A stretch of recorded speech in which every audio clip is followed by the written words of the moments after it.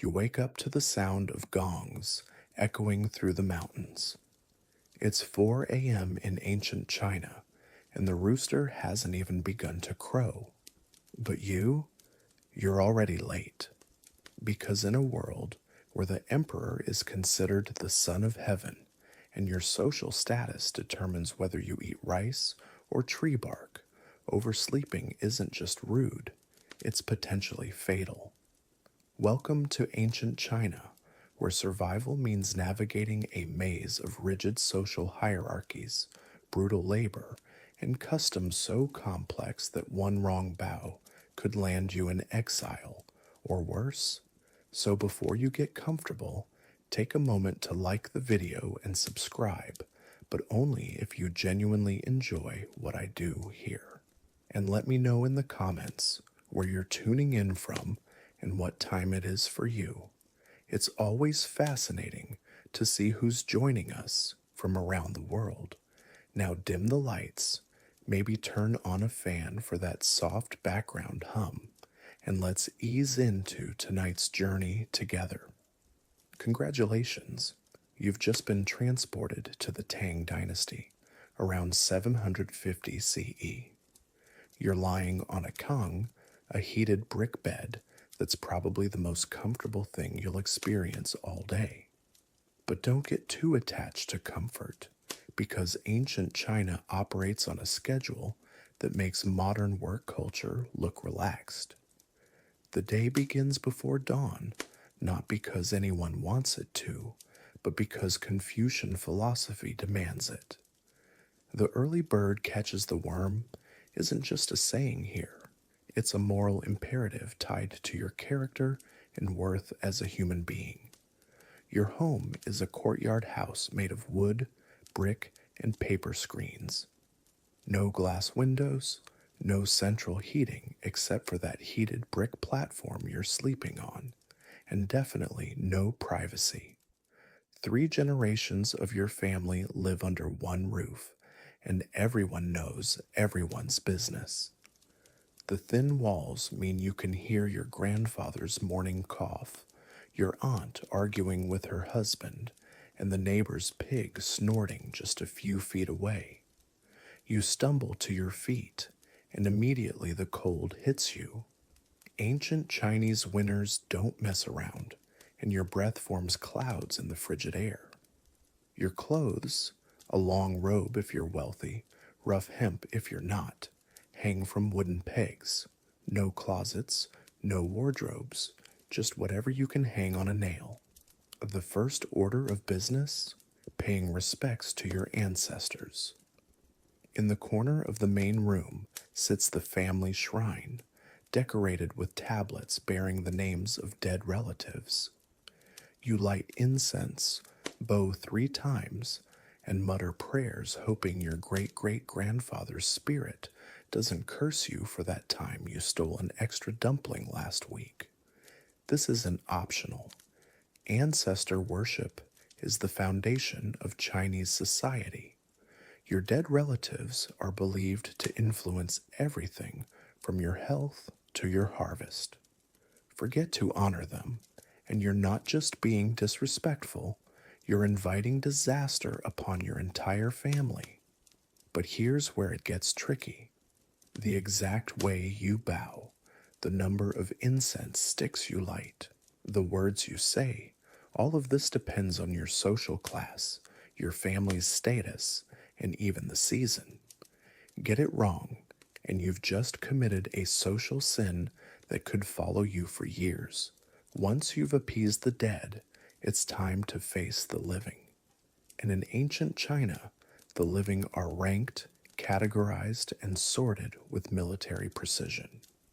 You need to understand something fundamental about ancient Chinese society. Your life isn't your own. It belongs to the emperor, who rules by the mandate of heaven, a divine right that makes European kings look like middle managers.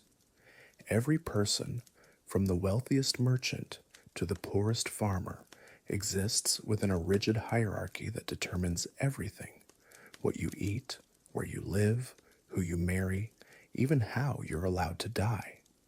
At the very top sits the emperor, the son of heaven, whose word is literally law. Below him are the scholar officials, the educated elite who passed brutal civil service examinations that make modern standardized tests look like children's games. These are the people who actually run the country, and they look down on everyone else with the confidence of people who memorized thousands of classical texts in order to earn their positions.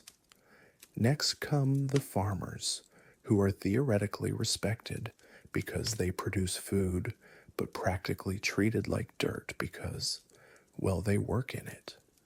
Then the artisans and craftsmen, skilled but still considered lower class. And at the very bottom, merchants and traders, despised despite their wealth, because Confucian philosophy considers profit making morally corrupt. Where do you fit in this hierarchy?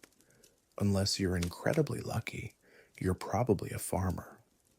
About 90% of the population worked the land, which means you're about to spend your day bent over rice paddies, pulling weeds, and praying the harvest doesn't fail. But first, you need to eat. And in ancient China, what you eat depends entirely on your social status. If you're a peasant farmer, breakfast is a bowl of thin rice porridge, maybe with some pickled vegetables if you're having a good month. The rice is coarse, often mixed with millet or barley to stretch it further. It's bland, watery, and designed purely for survival. Protein, maybe a few times a year during festivals. Fresh meat is for the wealthy, so you make do with salted fish if you're near water, or nothing at all. The wealthy, on the other hand, feast on delicacies that would make modern food critics weep. Bird's nest soup, shark fin, roasted duck, steamed fish, and vegetables cooked in oil that cost more than a farmer's annual income. They eat from porcelain bowls with silver chopsticks, while you're lucky to have wooden utensils that don't splinter in your mouth. But here's the thing about food in ancient China. It's not just about nutrition, it's about balance, harmony, and philosophy. Traditional Chinese medicine teaches that food has properties: hot, cold, wet, dry. Eat the wrong combination, and you could throw your entire body out of balance, leading to illness or worse. So even your simple breakfast requires thought. Too much cold food in winter could make you sick. Too much hot food in summer could give you a fever. You're not just eating, you're conducting a delicate medical experiment with every bite. And don't even think about eating whatever you want. Certain foods are reserved for certain classes. Only the emperor can eat yellow foods, because yellow is the imperial color. Commoners caught eating imperial yellow foods could be executed for impersonating royalty through cuisine. You finish your watery porridge and prepare for the day ahead. But before you can do anything else, you need to get dressed properly. And in ancient China, your clothes don't just cover your body. They announce your social status, your profession, your age, and your moral character to everyone you meet. The wealthy wear silk robes in vibrant colors, decorated with intricate embroidery that tells stories of dragons, phoenixes, and mythical creatures. Their clothes are loose, flowing, and completely impractical for manual labor, which is exactly the point. If you can afford to wear something that would be destroyed by actual work, you're advertising that you don't need to work. You, on the other hand, wear rough hemp or cotton cloth dyed in earth tones. Brown, gray, and dull blues are your options. Bright colors are for the upper classes, and wearing above your station is not just fashion faux pas. It's a crime punishable by beating, imprisonment or exile. Your robe is long and loose, designed to be practical rather than beautiful. Underneath, you wear loose pants tied at the waist and ankles. No underwear as we know it, just layers of cloth that provide minimal comfort and maximum chafing. On your feet, cloth shoes with thin soles that provide almost no protection from rocks, mud, or the elements. The wealthy wear leather boots or silk slippers, but those cost more than you'll make in several months. But the most important part of your outfit, your hair. In ancient China, your hairstyle is a form of identification more reliable than a fingerprint. Men wear their hair long, tied in a top knot, and secured with pins. Cutting your hair is considered a form of mutilation, a punishment reserved for criminals and barbarians. Women's hairstyles are even more complex, with elaborate arrangements that require hours to create and maintain. The more complicated your hairstyle, the higher your social status. Poor women wear simple braids or buns. Wealthy women construct architectural marvels on their heads, held in place with ornate pins, combs, and decorations. Your clothes and hair mark you as clearly as a uniform. One glance, and everyone knows exactly where you belong in society's hierarchy. There's no hiding, no pretending, no social mobility through fashion. You are what you wear, and you wear what you are. Now that you're properly dressed and socially categorized, it's time to head outside and face the real challenge of ancient Chinese life. Work that will break your back, your spirit, and possibly your will to live. If you're a farmer, and statistically you probably are, your day involves back-breaking labor in rice paddies that are essentially outdoor swimming pools of mud, water, and human waste. Yes, human waste. Ancient Chinese agriculture relied heavily on night soil, human excrement collected from cities, and spread on fields as fertilizer. It's effective, it's organic, and it smells exactly like you think it does. You wade into knee-deep water, bent over at the waist, planting rice seedlings one by one. Your back screams in agony after the first hour, but you have 12 more hours to go. The sun beats down mercilessly, and there's no shade, no breaks, no sympathy for exhaustion. The work is repetitive, mind-numbing, and absolutely crucial. But fail to plant properly, and your family starves. Plant too late, and the harvest fails. Miss a day due to illness, and you fall behind on quotas that could result in punishment from local officials. But farming isn't just about growing food. You also owe labor service to the state. Several weeks each year, you're conscripted for public works projects, building roads, digging canals, constructing walls, or maintaining the emperor's palaces. This work is unpaid, mandatory, and often dangerous. If you're unlucky enough to be selected for military service, you might find yourself marching hundreds of miles to fight in wars you don't understand, for causes that don't benefit you, with weapons you can barely lift. Ancient Chinese warfare is brutal, bloody, and has a remarkably low survival rate for common soldiers. And if you're a woman, your work is different, but no less exhausting. You're responsible for managing the household, raising children, cooking meals, making clothes, and helping in the fields during planting and harvest seasons. There are no labor-saving devices, no conveniences, no help beyond what your extended family can provide. Every task requires immense physical effort. Cooking means starting fires, hauling water, and grinding grain by hand. Cleaning means scrubbing everything with brushes and harsh soaps that leave your hands raw and bleeding. Making clothes means spinning thread, weaving cloth, and sewing by candlelight until your eyes burn and your fingers cramp. The workday doesn't end when the sun sets. By firelight and oil lamps, you continue working, mending tools, preparing food for the next day, caring for sick family members, and performing the 100 small tasks that keep a household functioning. There are no weekends, no vacation days, no sick leave. You work until you can't work anymore, and then you work some more. Because in ancient China, laziness isn't just a personal failing, it's a moral crime that reflects poorly on your ancestors, your family, and your character. The sun is setting, and you're exhausted beyond measure. Your back aches, your hands are raw, and every muscle in your body screams for rest.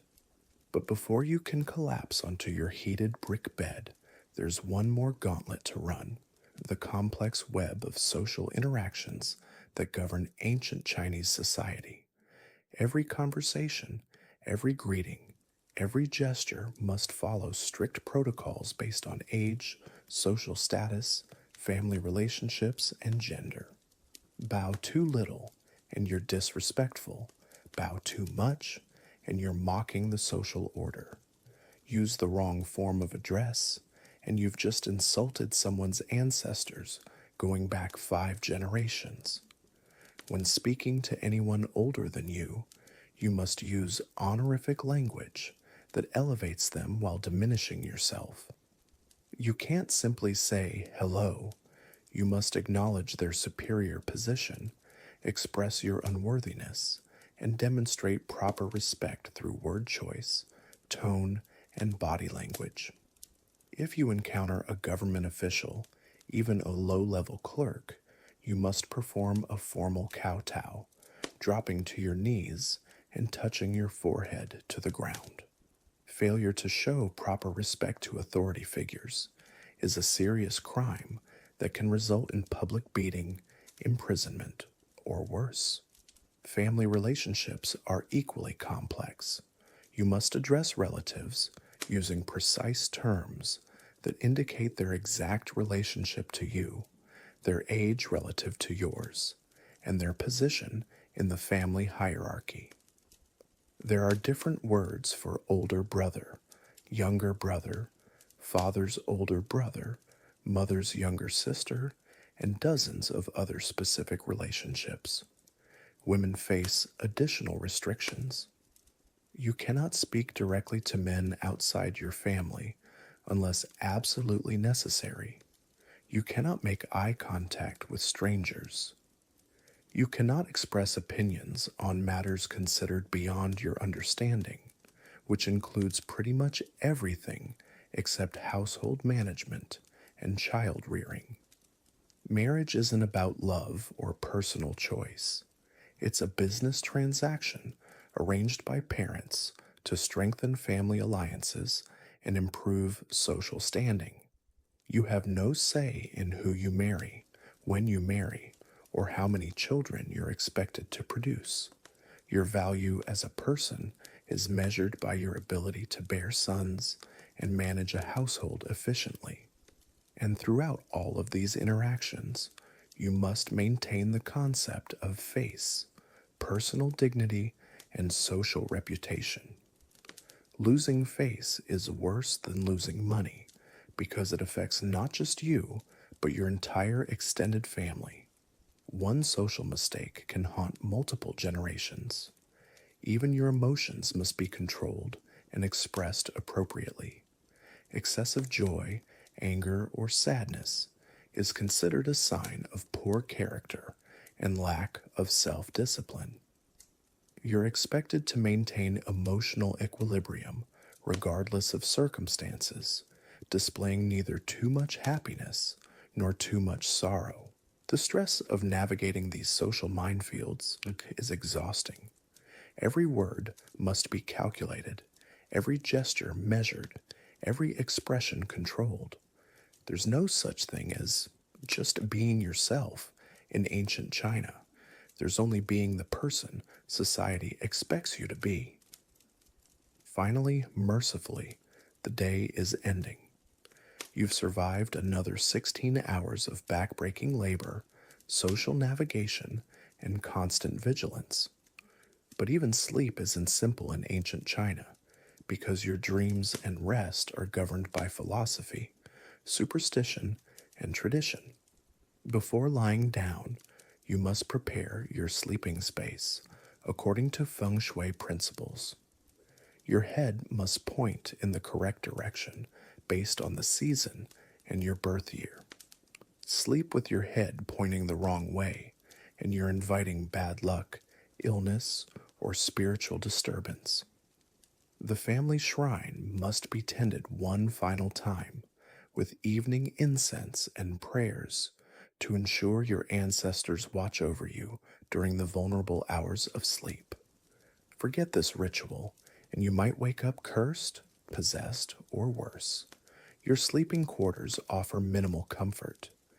The heated brick bed is warm but hard. Your pillow is a wooden or ceramic block designed to preserve your elaborate hairstyle rather than provide comfort. Your blankets are coarse cloth that scratches your skin and provides minimal warmth. Privacy doesn't exist. Multiple family members share the same room, and paper-thin walls mean every sound travels throughout the house. Snoring, coughing, sleep-talking, and other nighttime disturbances are simply facts of life that everyone must endure. And even in sleep, you're not safe from the demands of ancient Chinese society. You might be awakened at any hour for emergency labor service, family crises, or official summons. Local magistrates can conscript workers at any time for urgent projects, and ignoring such calls is a serious crime. Your dreams themselves are considered significant, requiring interpretation and possibly action. Dream of certain animals, and you must perform specific rituals. Dream of dead relatives, and you might need to make additional offerings or change your behavior to appease their spirits. Sleep is fitful, interrupted, and often insufficient. You'll wake before dawn to begin the cycle again, day after day, year after year, until your body gives out or circumstances change, which they probably won't. As you finally drift off to sleep, one truth becomes crystal clear. You wouldn't last a day in ancient China. The physical demands would break your body, the social complexity would fracture your mind, and the relentless hierarchy would crush your spirit. But perhaps that's the point. Ancient Chinese civilization lasted for thousands of years precisely because it created systems that prioritized stability, order, and collective survival over individual comfort or freedom. It was harsh, unforgiving, and often brutal, but it endured. The people who lived in this world weren't superhuman. They were ordinary individuals who adapted to extraordinary circumstances, finding meaning and purpose within rigid constraints that would seem impossible to modern minds. They created art of breathtaking beauty, philosophy of profound depth, and technologies that changed the world, all while living lives of incredible hardship and limitation. They proved that human beings can endure almost anything as long as they have structure, purpose, and hope for something better. So tonight, as you lie in your comfortable bed with your climate control, your privacy, and your freedom to choose your own path, remember the millions of people who came before you. People who lived entire lives without a single day of the comfort you take for granted. Now, you've made it through your first night in ancient China, but congratulations are premature, because morning doesn't bring relief. It brings rice paddies. And if you thought sleeping on a wooden board was uncomfortable, Wait until you meet your new best friend, the back-breaking, soul-crushing, dawn-to-dusk grind of medieval Chinese agriculture. You're awake before the rooster crows, not by choice, but because your body has already learned that sleeping in means starving later. The air is thick with morning mist, and your breath forms clouds in the pre-dawn chill. But there's no time to appreciate the scenery. You've got crops to tend, and the rice doesn't plant itself. If you're a farmer, and statistically you probably are since 90% of the population worked the land, your day begins with a trek to the fields. These aren't the sprawling mechanized farms of today. These are small, carefully terraced plots carved into hillsides like giant staircases, each level flooded with water to create the perfect growing conditions for rice. It's ingenious engineering, really. Too bad you'll be too exhausted to appreciate it. The work is methodical and merciless. You wade knee-deep through muddy water, your back bent at angles that would make a chiropractor weep. Planting rice requires you to work bent over for hours, pushing individual seedlings into the muck with your bare hands. Your spine screams in protest, but you can't straighten up. Not if you want to finish before dark, not if you want to eat tonight. And the water isn't exactly pristine. It's been sitting in these fields for weeks, a breeding ground for mosquitoes, leeches, and various parasites that see your ankles as an all-you-can-eat buffet. You'll emerge from the paddies covered in bites, your legs dotted with small wounds that itch and burn. But complaining isn't an option. This is survival, not a career. The sun climbs higher, turning the humid air into a natural steam room. Sweat pours down your face, mixing with the mud splattered on your clothes. Your hands, already calloused from countless days of labor, develop new blisters that burst and bleed, making every movement a small agony. But you keep going, because stopping means falling behind your quota, and falling behind means explaining yourself to the local magistrate. Trust me, you don't want that conversation. If you're not farming rice, you might be tending to other crops: wheat in the north, tea on the hillsides, vegetables in small family gardens. Each requires its own specialized torture. Wheat means swinging a sickle until your shoulders feel like they're on fire. Tea picking means climbing steep slopes while balancing baskets that grow heavier with each handful of leaves. Vegetable gardening means constant weeding, watering, and protecting your crops from insects that seem to have organized into armies specifically designed to destroy your livelihood. And let's talk about the tools. You're not working with precision farming equipment here. Your plow is wooden, pulled by an ox if you're fortunate, or by you if you're not. Your hoe is iron if you're lucky, wood if you're poor. Everything is heavy, crude, and designed with the assumption that human endurance is infinite. Spoiler alert, it's not. But perhaps the most exhausting part isn't the physical labor, it's the constant anxiety, because your survival depends entirely on factors completely beyond your control. Too much rain, and your crops rot in the fields. Too little, and they wither under the relentless sun. Insects, disease, floods, droughts, early frosts, late springs, any one of these could spell disaster for your family. And even if everything goes perfectly, even if the weather cooperates and the crops flourish, you still don't get to keep most of what you grow. The government demands its taxes, paid in grain. Your landlord expects his rent, also in grain. The local temple needs its offerings. By the time everyone else takes their share, You're left with just enough to survive until the next harvest. Maybe. This isn't just hard work. This is a daily gamble with starvation, played with marked cards in a rigged game. And you'll play it every single day until your back gives out or your luck runs out. You've awakened in ancient China, where survival depends on rigid social codes and backbreaking labor. Your day begins before the rooster crows, not by choice, but by necessity. The first hint of dawn seeps through the paper windows of your modest dwelling, and already you can hear the stirring of your extended family in the cramped quarters you share.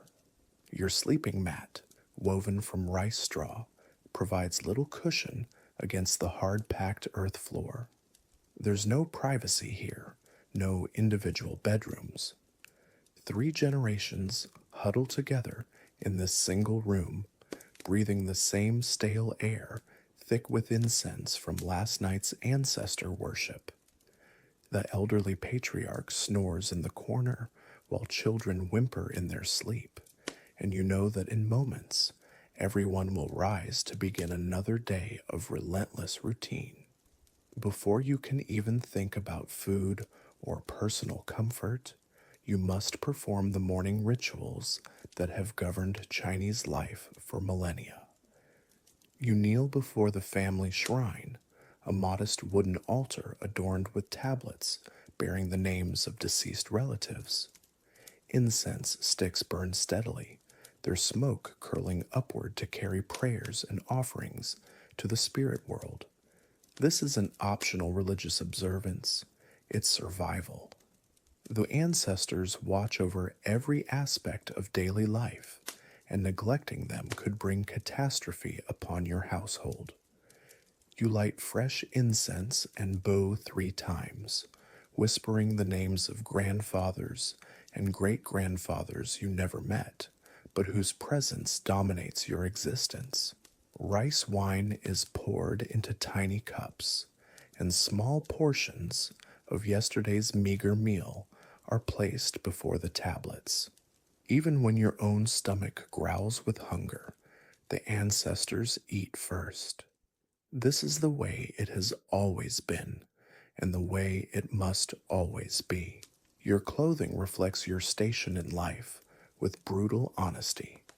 If you're a peasant, which statistically you almost certainly are, you wear rough hemp or cotton garments dyed in brown or gray.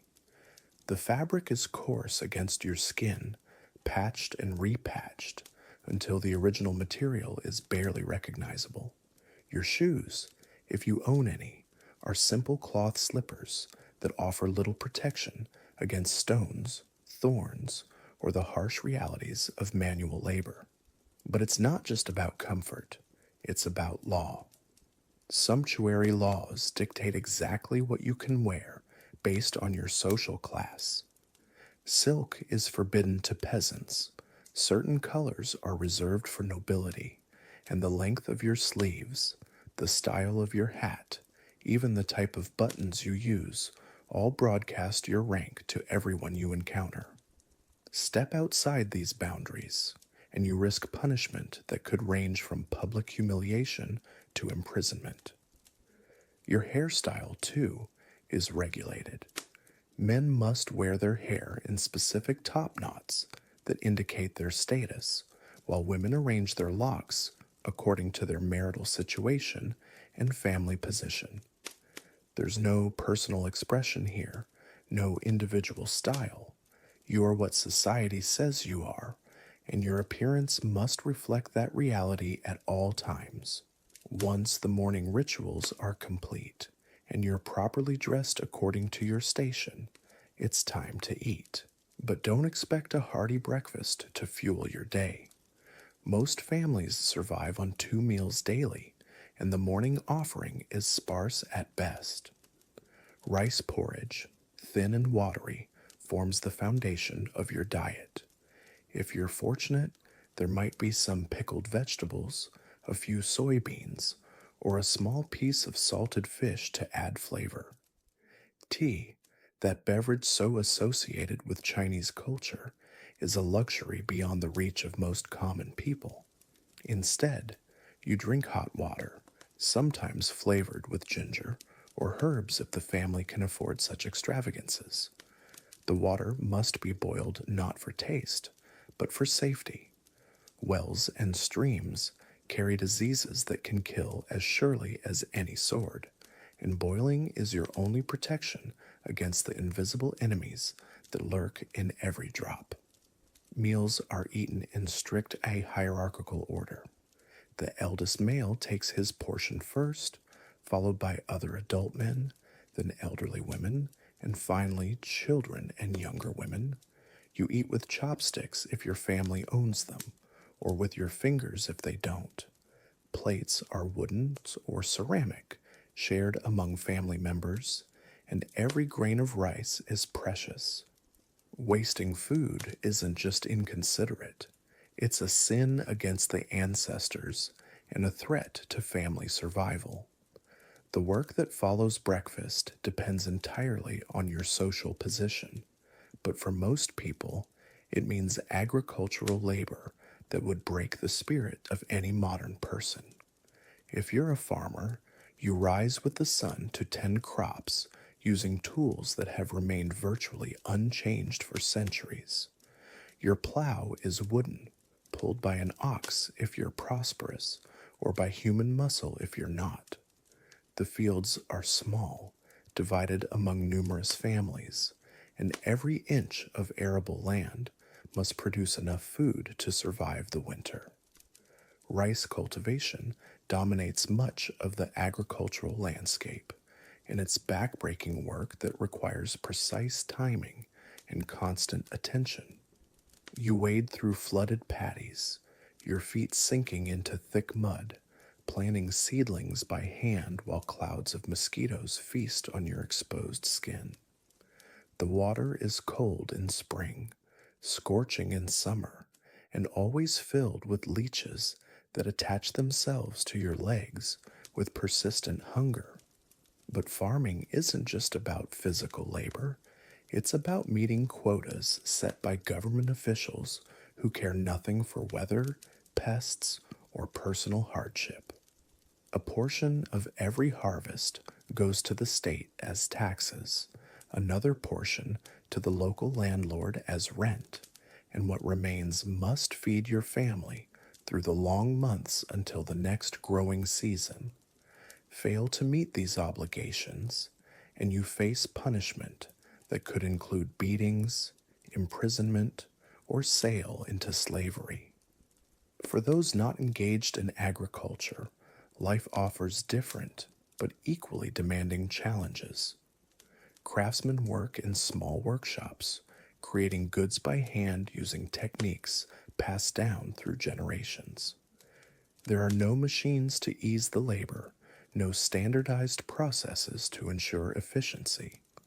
A potter shapes each vessel individually on a foot-powered wheel. A weaver creates fabric thread by thread on a wooden loom, and a blacksmith hammers iron by hand over a charcoal fire that fills the workshop with choking smoke. Women, regardless of social class, face additional burdens that make their days even more grueling. They're responsible for maintaining the household, preparing meals, caring for children and elderly relatives, spinning thread, weaving cloth, and countless other tasks that keep families functioning. Yet they have no legal rights, no property ownership, and no voice in family decisions. They exist to serve others, and their own needs and desires are irrelevant to the larger social structure. The concept of leisure time simply doesn't exist for common people. When agricultural work is complete, there are tools to repair, clothes to mend, and preparations to make for the next season. Children begin working as soon as they can walk, carrying water, feeding animals, and learning the skills they'll need to survive in adulthood. Education is reserved for the wealthy elite, those preparing for government examinations that could elevate them to positions of power and influence.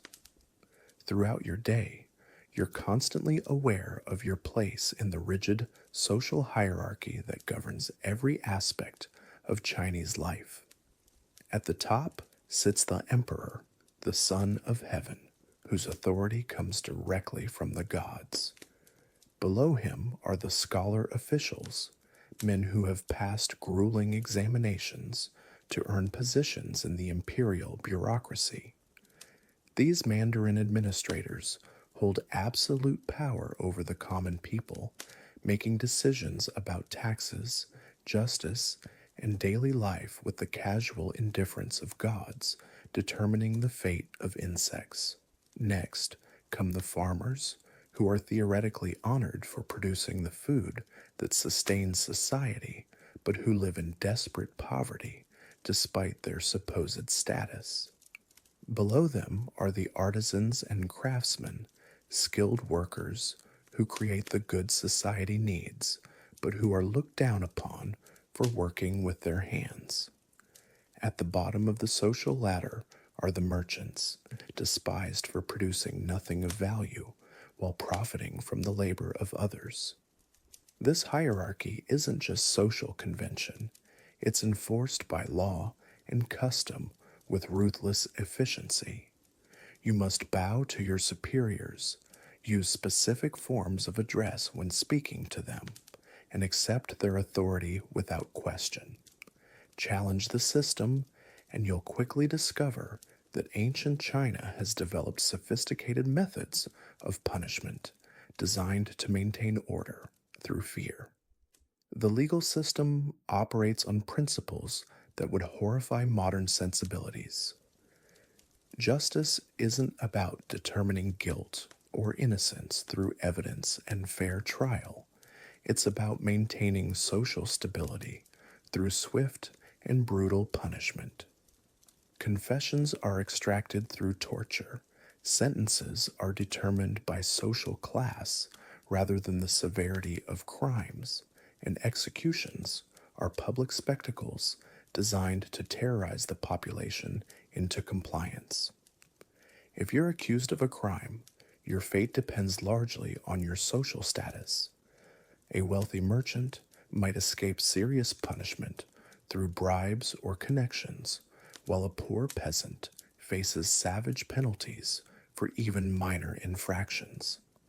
Theft could result in having your hand amputated, adultery might earn you public stoning, and political dissent brings punishments too horrific to describe in detail. But it's not just criminal law that controls your behavior. Social customs, backed by the full weight of tradition and enforced by community pressure, regulate every aspect of daily life. How you speak, how you walk, how you eat, how you interact with others, all are governed by rules developed over centuries and passed down through generations with religious devotion. The philosophy of Confucianism permeates every aspect of society, emphasizing harmony, hierarchy, and respect for authority. Individual desires and ambitions are subordinated to family and social obligations. You exist not as an autonomous person with rights and freedoms, but as a component in a vast social machine designed to maintain order and stability. Family relationships follow strict patterns that determine your role and responsibilities from birth to death. Children owe absolute obedience to parents, wives must submit to husbands, and younger siblings defer to their elders. These aren't suggestions or ideals, they're obligations enforced through social pressure and legal sanction. Violate them, and you risk ostracism, punishment, or worse. The concept of face dominates social interactions, creating a complex web of honor, shame, and reputation that influences every decision you make. Losing face through failure, disgrace, or public humiliation brings consequences that extend far beyond personal embarrassment. Your entire family suffers when you fail to meet social expectations, and their suffering becomes another burden you must carry. As the day progresses and your body grows weary from constant labor, you begin to understand why most people in ancient China live such short, brutal lives. Malnutrition weakens your immune system, making you vulnerable to diseases that could be easily treated with modern medicine. Accidents are common and often fatal when working with primitive tools and dangerous processes. Violence, whether from bandits, soldiers, or official punishment, is an ever present threat that could end your life without warning. Medical care, when available at all, is based on theories and practices that often do more harm than good. Physicians believe illness results from imbalances in the body's natural energies, and their treatments involve herbs, acupuncture, and rituals that may provide psychological comfort but little actual healing. Surgery is primitive and usually fatal, infection is poorly understood, and pain relief consists mainly of alcohol and opium when such luxuries can be obtained. Women face additional health risks, particularly during childbirth, which kills a significant percentage of mothers and babies.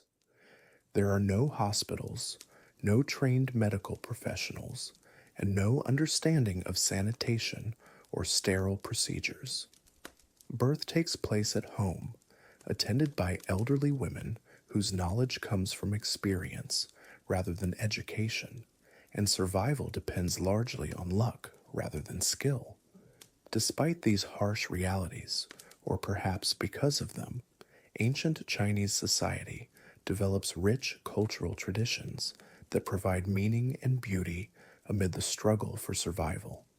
Art, literature, music, and philosophy flourish among the educated elite, creating works of lasting beauty and profound wisdom. But for common people, culture consists mainly of folk tales, local festivals, and simple pleasures that offer brief respites from daily hardship. Religion and spirituality permeate every aspect of life, not as abstract philosophical concepts, but as practical tools for survival and comfort.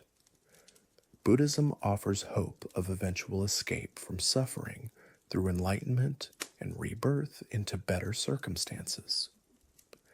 Taoism provides guidance for living in harmony with natural forces beyond human control.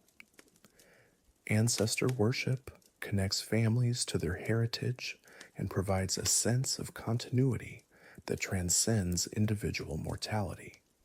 As evening approaches and the day's labor finally ends, you return to your modest dwelling, exhausted in body and spirit. The evening meal is similar to the morning's sparse offering, perhaps supplemented with vegetables from a small garden plot if the family is fortunate enough to have one. After eating, there may be time for brief socializing, mending clothes, or preparing for the next day's work, but mostly there's just the overwhelming need for rest. Sleep comes early in ancient China, not from choice but from necessity. Candles and oil lamps are expensive luxuries that most families can't afford to burn for long after dark. The rhythm of daily life follows the sun's cycle, rising at dawn and settling into sleep shortly after sunset. Your sleeping quarters offer little comfort or privacy, and the night brings its own challenges as cold, insects, and the sounds of other family members disturb what rest you can manage to find. Yet somehow, despite all these hardships, life continues. Families survive, children grow to adulthood, and society maintains its complex structure across centuries and millennia. The human capacity for adaptation and endurance proves itself again and again as generations of Chinese people find ways to create meaning, beauty, and joy, even under the most challenging circumstances. The arts flourish, technology advances slowly but steadily, and philosophical traditions develop that will influence human thought for thousands of years. Cities grow into magnificent centers of culture and commerce. Trade networks span continents, and Chinese civilization becomes one of the most sophisticated and enduring in human history. But for the individual person struggling through a single day in ancient China, these grand historical achievements offer little comfort. Your concerns are immediate and pressing: finding enough food to survive, avoiding punishment for real or imagined transgressions, meeting the endless demands of family and social obligations, and somehow maintaining your dignity and humanity in a system designed to reduce you to a replaceable component in a vast social machine. The day ends as it began, with ritual obligations that must be fulfilled regardless of personal fatigue or desire. Evening prayers are offered to the ancestors, incense is burned, and gratitude is expressed for surviving another day in a world where survival is never guaranteed. Tomorrow will bring the same challenges, the same backbreaking labor, the same rigid social expectations, and the same struggle to maintain hope in the face of seemingly endless hardship.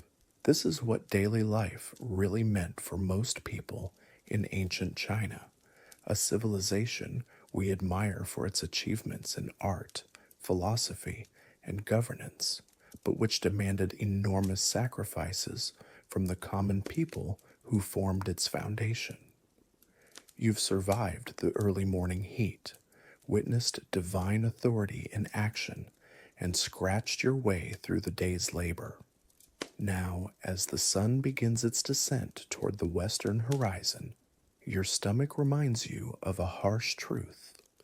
In ancient China, your next meal isn't guaranteed, and what you do get might be your last chance to fuel yourself until tomorrow's uncertain dawn. Evening meals in ancient China weren't casual affairs. They were calculated survival strategies wrapped in ritual and seasoned with desperation. The wealthy dined on rice, vegetables, and occasionally meat. But if you're a commoner, your dinner is a careful negotiation between hunger and hope. Your main course is likely millet or rice porridge, thin enough to see through, but thick enough to convince your stomach it's been fed. Mixed in are whatever vegetables your family managed to grow or forage: cabbage and turnips, onions, and if you're fortunate, some dried fish or a sliver of pork saved from the last festival. Salt is precious, more valuable than the time you spend earning it, so your meal tastes as bland as it sounds.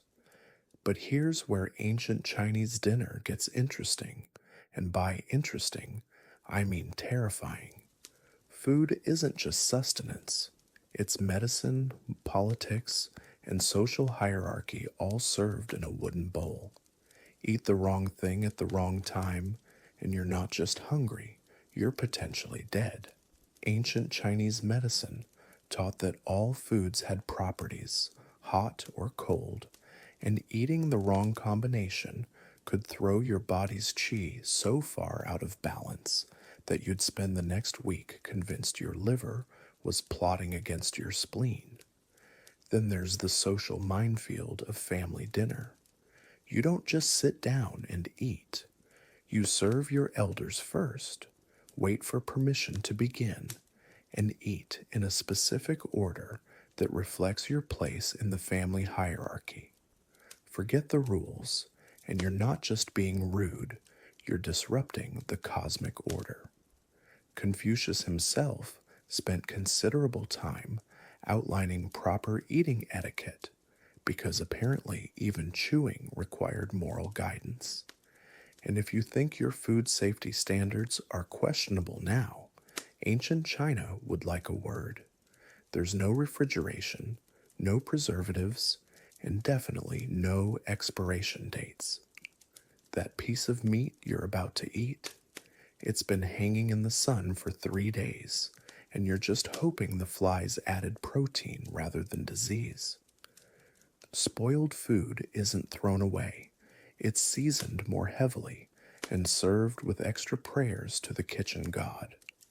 Speaking of the kitchen god, even your cooking space is under divine surveillance. Every household had a shrine to Zhao Jun, the kitchen deity who watched your every meal and reported back to the Jade Emperor about your family's behavior. Cook something incorrectly, waste food, or show disrespect during dinner, and you weren't just getting indigestion, you were earning bad karma that could affect your family for generations. Your chopsticks, assuming you have them, are made of bamboo or wood, rough and splintery. The wealthy use ivory or jade, but you're lucky if yours don't give you slivers with every bite. And forget about variety. You eat the same basic meal every day, with minor variations depending on what's in season or what your family can afford. Culinary adventure is a luxury for people who don't have to worry about their next meal. But perhaps the most stressful part of dinner in ancient China is the knowledge that this meal might need to last you. If the harvest was poor, if the tax collectors took too much, or if your lord decided your family owed more grain than you actually had, this bowl of thin porridge might be the difference between making it through the week and joining the ancestors earlier than planned. So you eat slowly, savor what little flavor there is, and hope that tomorrow brings another chance to fill your bowl. Because in ancient China, dinner isn't just the end of the day, it's a small victory against a world that seems determined to empty your stomach and test your endurance. After forcing down your evening portion of survival soup, you might think the day's trials are over. But in ancient China, even rest comes with rules, rituals, and the constant reminder that relaxation is a privilege the universe isn't particularly interested in granting you. Sleep in ancient China isn't about comfort. It's about not dying during the 8 hours when you're most vulnerable. Your bed is a wooden platform, sometimes with a thin mat, often without. Pillows exist, but they're made of wood, ceramic, or stone, designed more to keep evil spirits from entering through your ears than to provide anything resembling comfort. Yes, you heard that right. Ancient Chinese pillows were basically decorative rocks that doubled as neck torture devices. Your sleeping quarters are shared with your entire extended family, the livestock, and whatever rodents have decided your home looks cozy. Privacy is a foreign concept. If you're married, intimate moments happen on a schedule dictated by the Chinese calendar, because even reproduction requires cosmic approval. The wrong phase of the moon, and you're not just being romantic, you're being astronomically irresponsible. Before sleep, there are rituals to observe. You must honor your ancestors, check that all doors and windows are properly secured against both human thieves and supernatural visitors, and ensure that the household spirits are properly appeased. Skip these steps, and you're not just being lazy, you're inviting disaster. Ancient Chinese believed that sleep made you vulnerable to demon possession, spiritual attack, and bad dreams that could actually alter your fate. Temperature control is whatever the weather decides to give you. In winter, you're huddled under thin blankets, sharing body heat with family members while hoping the roof doesn't cave in under snow. In summer, you're sweating through thin clothing in stuffy rooms, fighting off mosquitoes and trying not to think about how the heat is probably cooking whatever food you have stored. And then there's the sound. Ancient Chinese homes weren't soundproofed. Every snore, every cough, every baby crying, every animal moving around, every neighbor arguing, it all blends into a symphony of sleeplessness. You learn to rest despite the noise, not because of quiet. But perhaps most exhausting of all is the knowledge that sleep is temporary. Dawn comes early, work starts immediately, and the cycle begins again. You don't sleep in, you don't have lazy mornings, and you certainly don't hit snooze. The rooster crows, the sun rises, and you get up, whether you're rested or not. Your dreams, if you have them, are considered messages from the spirit world, requiring interpretation and sometimes action. Have a bad dream? You might need to perform rituals, make offerings, or change your behavior to avoid the fate your subconscious has warned you about. Even your unconscious mind is held accountable for cosmic compliance. So you close your eyes on your wooden pillow, listen to your family's breathing, and hope that when you wake up, you'll have the strength to survive another day in a world that demands everything and offers very little in return. Sleep in ancient China isn't rest, it's a brief intermission in the ongoing performance of staying alive.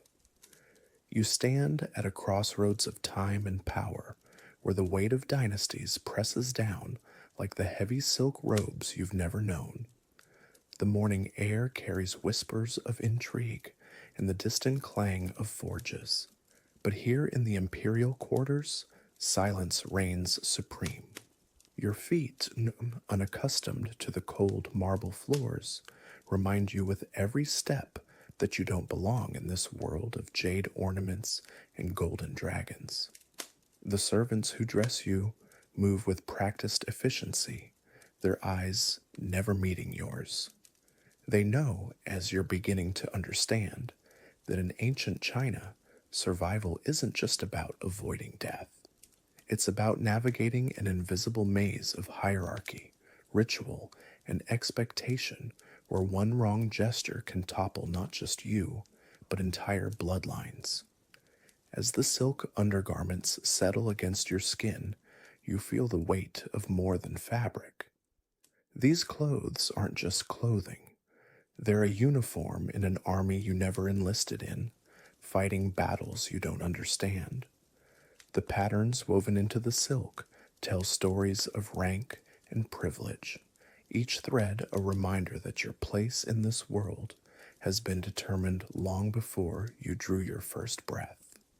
But clothing is just the beginning. In ancient China, your morning routine isn't about personal comfort or hygiene. It's about cosmic alignment. The servants guide you through rituals that seem absurd to your modern mind, but here they're matters of life and death. The direction you face while washing, the order in which you don your garments, even the way you arrange your hair, all of it follows ancient protocols designed to maintain harmony between heaven, earth, and the imperial order. Your reflections in the polished bronze mirror shows a stranger. The person staring back wears the mask of nobility, but behind those eyes lies the growing realization that this magnificent prison operates by rules you've never learned. The cosmetics applied to your face aren't vanity. They're war paint for battles fought with glances and gestures, where showing the wrong emotion at the wrong moment can mean exile or worse. The morning meal arrives on lacquered trays, each dish precisely arranged according to principles of balance and symbolism. But as you lift the first morsel to your lips, you understand that even eating is performance here. The servants watch your posture, your pace, the order in which you sample each dish, because in ancient China, how you eat declares who you are, and who you are determines whether you live or die. Outside your chambers, the forbidden city awakens with the sound of 10,000 footsteps, each one carefully measured to avoid disturbing the cosmic order. But you know that beneath this serene surface lies something far more dangerous than chaos. It's the perfect, terrifying machinery of absolute power. And you're about to discover that being inside that machine doesn't make you safe, it makes you fuel. Your first lesson in imperial politics comes before you've finished your morning tea. A eunuch arrives with scrolls and announcements, his voice melodious and his manner deferential, but his eyes hold the cold calculation of a survivor. He speaks of court ceremonies and ritual obligations, but what he's really teaching you is the language of power. Who bows to whom, when to speak, and when silence preserves your head, how to read the subtle signs that determine whether you'll see another sunset. The educational system that shaped minds here wasn't designed to create independent thinkers. It was engineered to produce perfect servants of the state, individuals so thoroughly indoctrinated in Confucian ideals that rebellion becomes literally unthinkable. The classics you're expected to memorize aren't just literature, they're programming, carefully crafted to ensure that every thought you think serves the emperor's will. But knowledge in ancient China was also power, and power was dangerous. The scholars who surrounded the throne were both essential and expendable, their vast learning making them valuable advisors right up until the moment their wisdom became inconvenient. You learn quickly that intelligence here is like walking a tightrope over an abyss. Too little, and you're useless. Too much, and you're a threat. The examination system that theoretically allowed talented individuals to rise through merit was really a elaborate sorting mechanism, identifying the brightest minds and then carefully channeling their ambitions into service to the state. The poetry and philosophy you studied weren't meant to make you free. They were meant to make you useful. And usefulness in ancient China was a double-edged sword that could elevate you to the highest positions or cut you down without warning. As morning progresses into day, you begin to understand that education here wasn't about learning to think. It was about learning to think correctly, the right thoughts, in the right order, expressed in the right way, to the right people. Because in a world where the emperor's word could reshape reality itself, having the wrong idea wasn't just foolish, it was treasonous. Your stomach reminds you of hungers that go far beyond food as you're led to the morning meal. The dining hall stretches before you like a stage set for a play you've never rehearsed, and the other courtiers assembled there watch your entrance with the keen interest of predators evaluating new prey. Every seat, every gesture, every glance carries meaning you don't yet understand. The food itself tells stories of empire and exploitation. The rice in your bowl traveled hundreds of miles from southern paddies worked by farmers who will never taste meat. The tea warming your hands was picked by mountain dwellers whose entire villages exist to serve this single luxury. The delicate vegetables, arranged like tiny sculptures, were grown in imperial gardens, tended by gardeners whose names no one remembers. But abundance here isn't comfort, it's display. Each dish serves multiple purposes. Nourishment, yes, but also demonstration of wealth, power, and the empire's ability to bend the natural world to its will. The chopsticks in your hands aren't just eating utensils, they're symbols of civilization, tools that separate the cultured from the barbarous, the worthy from the expendable. The conversation around the table flows like a carefully choreographed dance, each participant knowing exactly when to speak, when to laugh, when to fall silent.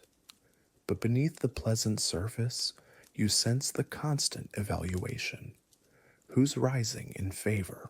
Who's falling? Whose absence from yesterday's meal might mean they've already been removed from the game permanently. You notice that certain foods are tasted by servants before reaching your lips. At first, this seems like luxury, but gradually the truth becomes clear. This isn't service, it's survival. Because in ancient China, even breakfast can be a battlefield, and the price of political miscalculation might be as simple as the wrong herb in your morning soup. The meal ends not when you're satisfied, but when protocol demands. Your appetite, your preferences, your basic human needs, all secondary to the rhythms of court life. As you rise from the table, you realize that you've just participated in something far more significant than eating. You've been tested, evaluated, and judged. Whether you passed or failed, you won't know until much later. The summons comes as you're still adjusting to the weight of court robes. A scroll sealed with imperial vermilion, delivered by a eunuch whose face reveals nothing. The characters dancing across the silk paper might as well be written in blood for all the fear they inspire in those around you. You've been called to audience with the Son of Heaven, and everyone knows that those who enter the dragon throne room don't always come out the same, if they come out at all. The walk through the Forbidden City's corridors feels like a funeral march. Your feet echo against marble floors that have witnessed the rise and fall of dynasties, and the painted dragons on the walls seem to watch your progress with ancient, knowing eyes. Servants and minor officials press themselves against the walls as you pass, their downcast gazes telling you everything you need to know about where this path leads. The throne room itself defies comprehension. Gold leaf catches light from windows positioned to create maximum drama, and the ceiling soars so high that it disappears into shadows that might hide gods or demons. But all of this grandeur serves one purpose: to frame the figure seated on the dragon throne, a man who isn't quite a man anymore, but something between mortal and divine. The Emperor doesn't look at you immediately. His attention seems focused on something beyond the physical world, as if he's consulting with celestial advisors invisible to ordinary eyes. When his gaze finally falls upon you, the weight of it is almost physical. These aren't the eyes of a person who doubts, who questions, who experiences uncertainty. These are the eyes of someone who has become the living embodiment of cosmic order. Protocol demands that you prostrate yourself completely, forehead touching the floor, body arranged in perfect submission. The kowtow isn't just ceremony, it's acknowledgement of fundamental reality. You are nothing, he is everything. The distance between your position and his isn't measured in feet, but in the gap between mortal and divine, between temporary and eternal. But here's what no preparation could have taught you. The Emperor's power isn't just political or military, it's existential. His approval or disapproval doesn't just affect your career prospects, it reshapes reality itself. A word from him can make you wealthy beyond imagination or erase you so completely that even mentioning your name becomes dangerous. The audience itself is theater, but theater with consequences that extend far beyond the performance. Every word you speak, every gesture you make, every expression that crosses your face becomes part of the historical record. You're not just meeting a ruler, you're participating in the eternal dance between heaven and earth. And one wrong step doesn't just mean personal failure, it means cosmic disruption. The afternoon heat presses down like a living thing as you're led from the imperial presence to your assigned duties. Your audience with the emperor has ended without disaster, but that just means the real test is beginning.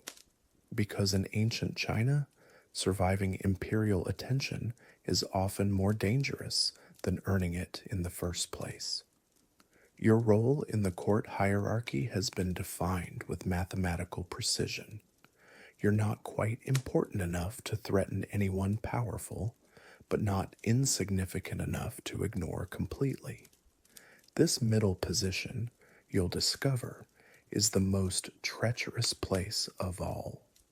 You have just enough status to make enemies, but not enough power to protect yourself from them.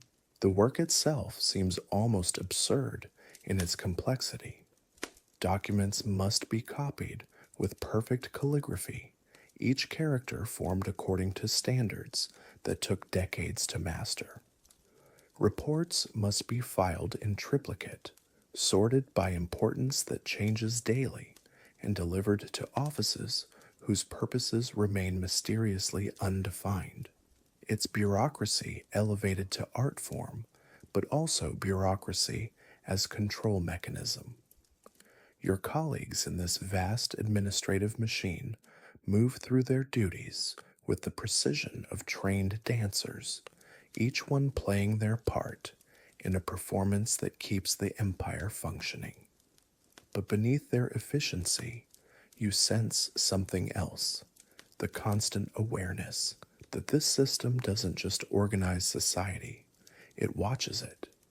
Every document you file, every report you copy, every interaction you have becomes part of a surveillance network that extends into every corner of the realm.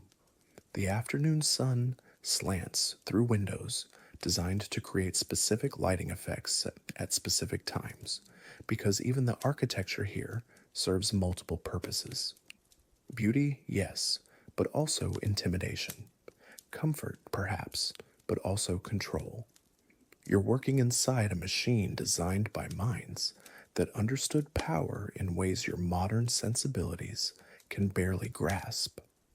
As the day progresses, you begin to understand that your real job isn't the tasks you've been assigned. Your real job is to become the kind of person who performs those tasks willingly, efficiently, and without question. The work is just the medium through which a larger transformation takes place. You're not just serving the empire, you're being absorbed by it. Evening approaches with the weight of accumulated protocol. Your day of court duties has left you exhausted, not from physical labor, but from the constant mental effort required to navigate invisible rules and unspoken expectations. But rest isn't coming. Night in ancient China brings its own challenges, its own dangers, its own elaborate rituals of survival. The evening meal is a more intimate affair than the morning's display, but intimacy here doesn't mean comfort. It means that the usual masks can slip slightly, revealing the calculating minds beneath the courtly facades. Conversations flow like poisoned wine, sweet on the surface but potentially deadly if consumed without caution. Your quarters for the night are luxurious by any reasonable standard, but luxury here comes with strings attached. The silk hangings that provide privacy also muffle sounds, making it difficult to know who might be listening. The servants who attend to your needs are also, you realize, your watchers, reporting your activities to supervisors whose identities remain conveniently vague. Sleep, when it finally comes, is fitful and filled with dreams that feel more like warnings.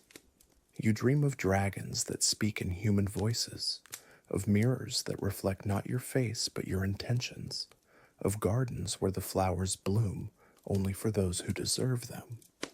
These aren't random images from an exhausted mind. They're your psyche trying to process a world where symbolism carries the weight of law and metaphor can be literally deadly. But even in sleep, you're not alone. The ancient Chinese believed that dreams were journeys, and journeys could be dangerous. The spirits that inhabited the spaces between waking and sleeping weren't always friendly, and the protection that surrounded you during the day didn't necessarily extend into the realm of dreams. You wake before dawn, not from choice, but from necessity.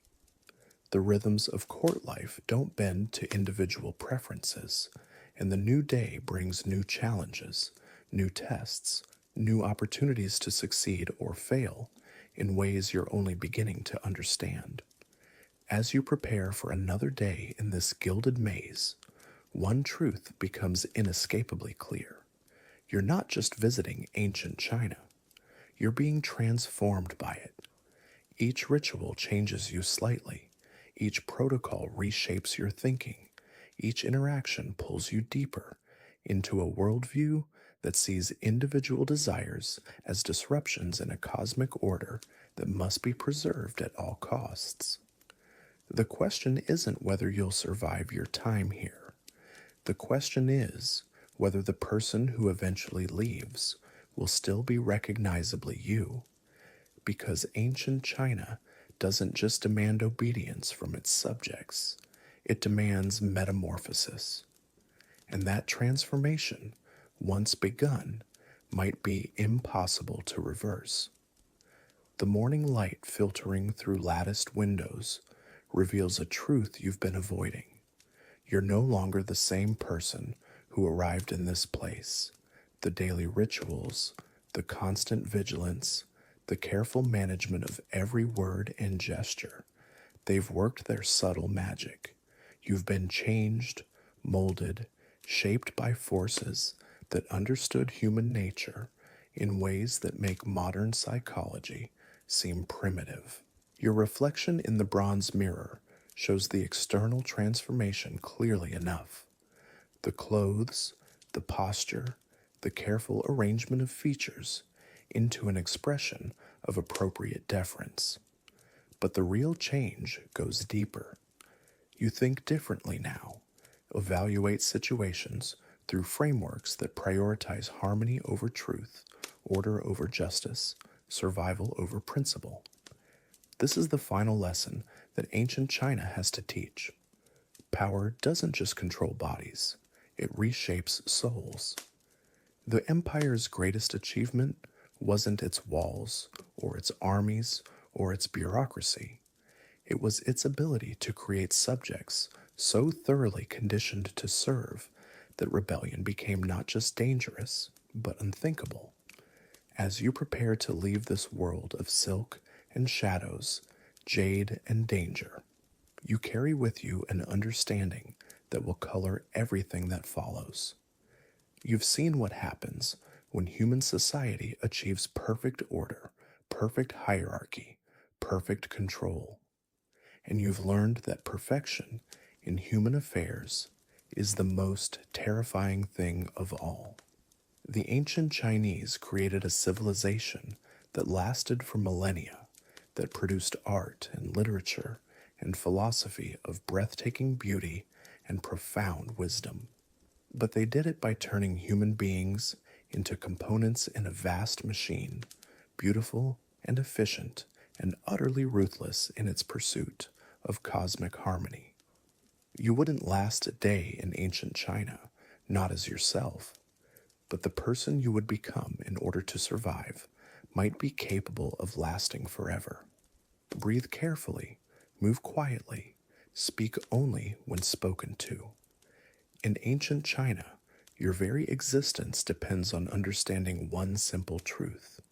Every gesture, every word, every glance is being watched, measured, and judged, not just by your neighbors or your family, but by a cosmic order that stretches from the emperor's golden throne down to the mud beneath your bare feet. This is a world where stepping out of line doesn't just mean social embarrassment. It means spiritual catastrophe, political ruin, and quite possibly death. You wake before dawn, not because you want to, but because the rhythm of your life has been predetermined by forces far beyond your control. The rooster hasn't even crowed yet, but already you can hear the soft shuffling of your grandmother preparing the morning offerings. Every day begins the same way in ancient China, with ritual, with reverence, with the crushing weight of expectation pressing down on your shoulders like a stone tablet inscribed with the names of every ancestor who came before you. Your house isn't really yours. It belongs to the family, to the lineage, to the unbroken chain of blood and duty that stretches back through generations. The walls are thin wood and paper, offering no privacy, no escape from the constant observation of your relatives. Privacy, as a concept, simply doesn't exist. Your thoughts, your desires, your dreams, all of these are secondary to the family's reputation, the community's harmony, and the emperor's divine mandate. You dress in layers of rough hemp and silk, if you're fortunate enough to afford it. But even your clothing tells a story of hierarchy and submission. The color of your robes, the length of your sleeves, the pattern of your embroidery. Every thread is a statement about your place in the cosmic order. Wear the wrong shade of yellow, and you're challenging the emperor's divine authority.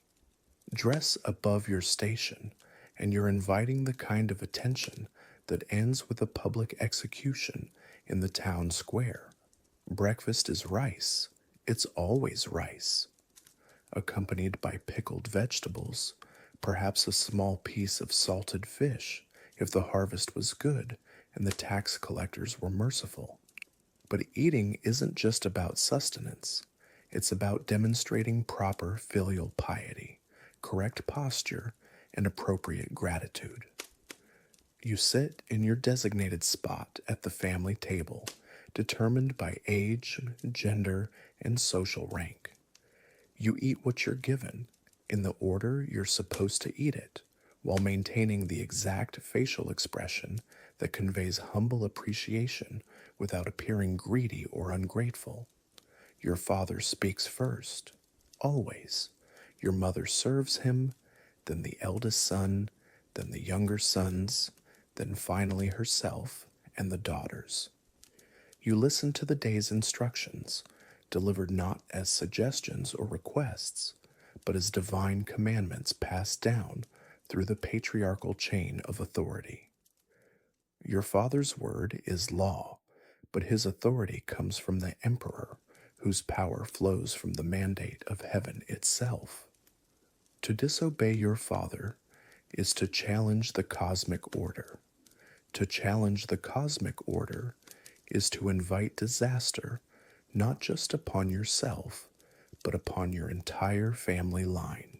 After breakfast, you step outside into a world that operates according to principles so rigid, so unforgiving, that every interaction feels like navigating a minefield of potential catastrophe. The streets are alive with activity, but it's not the chaotic bustle of a modern city. It's the carefully choreographed dance of a society where everyone knows their place and dares not step outside it. Merchants bow to scholars, scholars bow to officials, officials bow to nobles, nobles bow to the emperor, and everyone, absolutely everyone, bows to the ancestors whose spirits watch over the living with the same intensity that the emperor's spies watch over his subjects. You learn to read the subtle signals that determine how deeply you should bow, how long you should hold your gaze downward, how loudly you should speak, or if you should speak at all. The Confucian ideals that govern every aspect of daily life aren't just philosophical concepts, they're survival mechanisms. Ren, benevolence; Li, proper conduct; Xiao, filial piety. These aren't suggestions for living a good life. They're the iron framework that holds society together, and stepping outside that framework is like removing a single stone from the foundation of a temple. The entire structure might collapse, and you'll be buried beneath the rubble. Your work, whatever it might be, is never just about earning money or producing goods. It's about fulfilling your cosmic role, maintaining social harmony, and demonstrating your worthiness to exist within the divine order. Whether you're a farmer tending rice paddies, a craftsman shaping pottery, or a merchant negotiating trade agreements, every action you take is simultaneously practical and spiritual, economic and political. The rice fields stretch out before you like an endless green sea, but this isn't peaceful agricultural work. This is a battlefield where you fight against nature, against time, against the tax collectors who will claim their share regardless of flood or drought or locust swarms. You work bent over, back aching, hands cracked and bleeding, while the sun beats down mercilessly and the mud squelches between your toes. But even here, in the isolation of the fields, you're not alone. The ancestors are watching. The local magistrates' representatives are watching. Your fellow farmers are watching, ready to report any sign of laziness, improper technique, or subversive thinking. The rice you grow will feed the emperor's armies, support the imperial bureaucracy, and maintain the mandate of heaven that keeps the entire cosmic order functioning. Your individual suffering is irrelevant compared to that sacred responsibility. When the workday ends, you return home exhausted, filthy, and spiritually drained. But the day's obligations are far from over. Evening brings its own set of rituals, its own opportunities for failure and disgrace. The family gathers again, this time to honor the ancestors whose painted portraits hang on the walls like silent judges, presiding over every conversation, every meal, every moment of family life. You light incense and offer prayers to great-grandparents you never met, whose names you've memorized but whose faces have long since faded from living memory. You recite the proper formulas, make the appropriate gestures, and try to feel the requisite emotions of gratitude and reverence. But inside, beneath the careful mask of filial piety, you might be wondering what your own life means in this endless cycle of duty and submission. The evening meal is another exercise in hierarchy and control. Everyone eats according to their rank, speaks according to their status, and demonstrates their understanding of proper social order through every gesture and expression. Conversation flows carefully around topics that might challenge authority, question tradition, or suggest that individual desires matter more than collective harmony. As night falls and the family prepares for sleep, you realize that even your dreams aren't entirely your own. The stories you've been told, the values you've absorbed, the fears and hopes that shape your inner life, all of these have been carefully cultivated by a society that sees individual consciousness not as something to be celebrated, but as something to be molded, shaped, and directed toward the greater good of the empire. You lie down on your sleeping mat, surrounded by the soft breathing of your family members, and contemplate another day of perfect compliance, perfect submission, perfect harmony.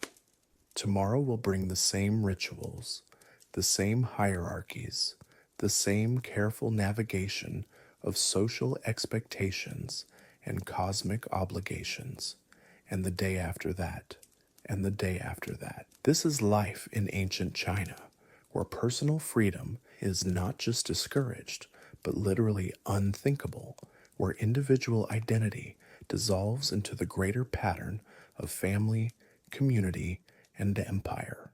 You are not a person in the modern sense. You are a thread in a vast tapestry, valuable only insofar as you maintain your proper place in the overall design. And yet, within this system of total control, within this framework of absolute submission, something remarkable happens. The human spirit adapts, finds meaning, discovers beauty in the very constraints that seem to define its limitations. You've woken up to the sound of roosters, but in ancient China, that's not just nature's alarm clock. It's your first reminder that you live in a world where the gods, the emperor, and your ancestors are all watching your every move. And trust me, they have very specific expectations about how you should spend the next 16 hours of your life. Before you even open your eyes fully, you're already behind schedule. The rooster's crow means it's time for morning rituals, and in ancient China, ritual isn't optional, it's survival. You're not just getting up to grab coffee and check your phone. You're rising to honor the dead, appease the living, and maintain the cosmic balance that keeps your world from collapsing into chaos. Your first stop isn't the bathroom or the kitchen.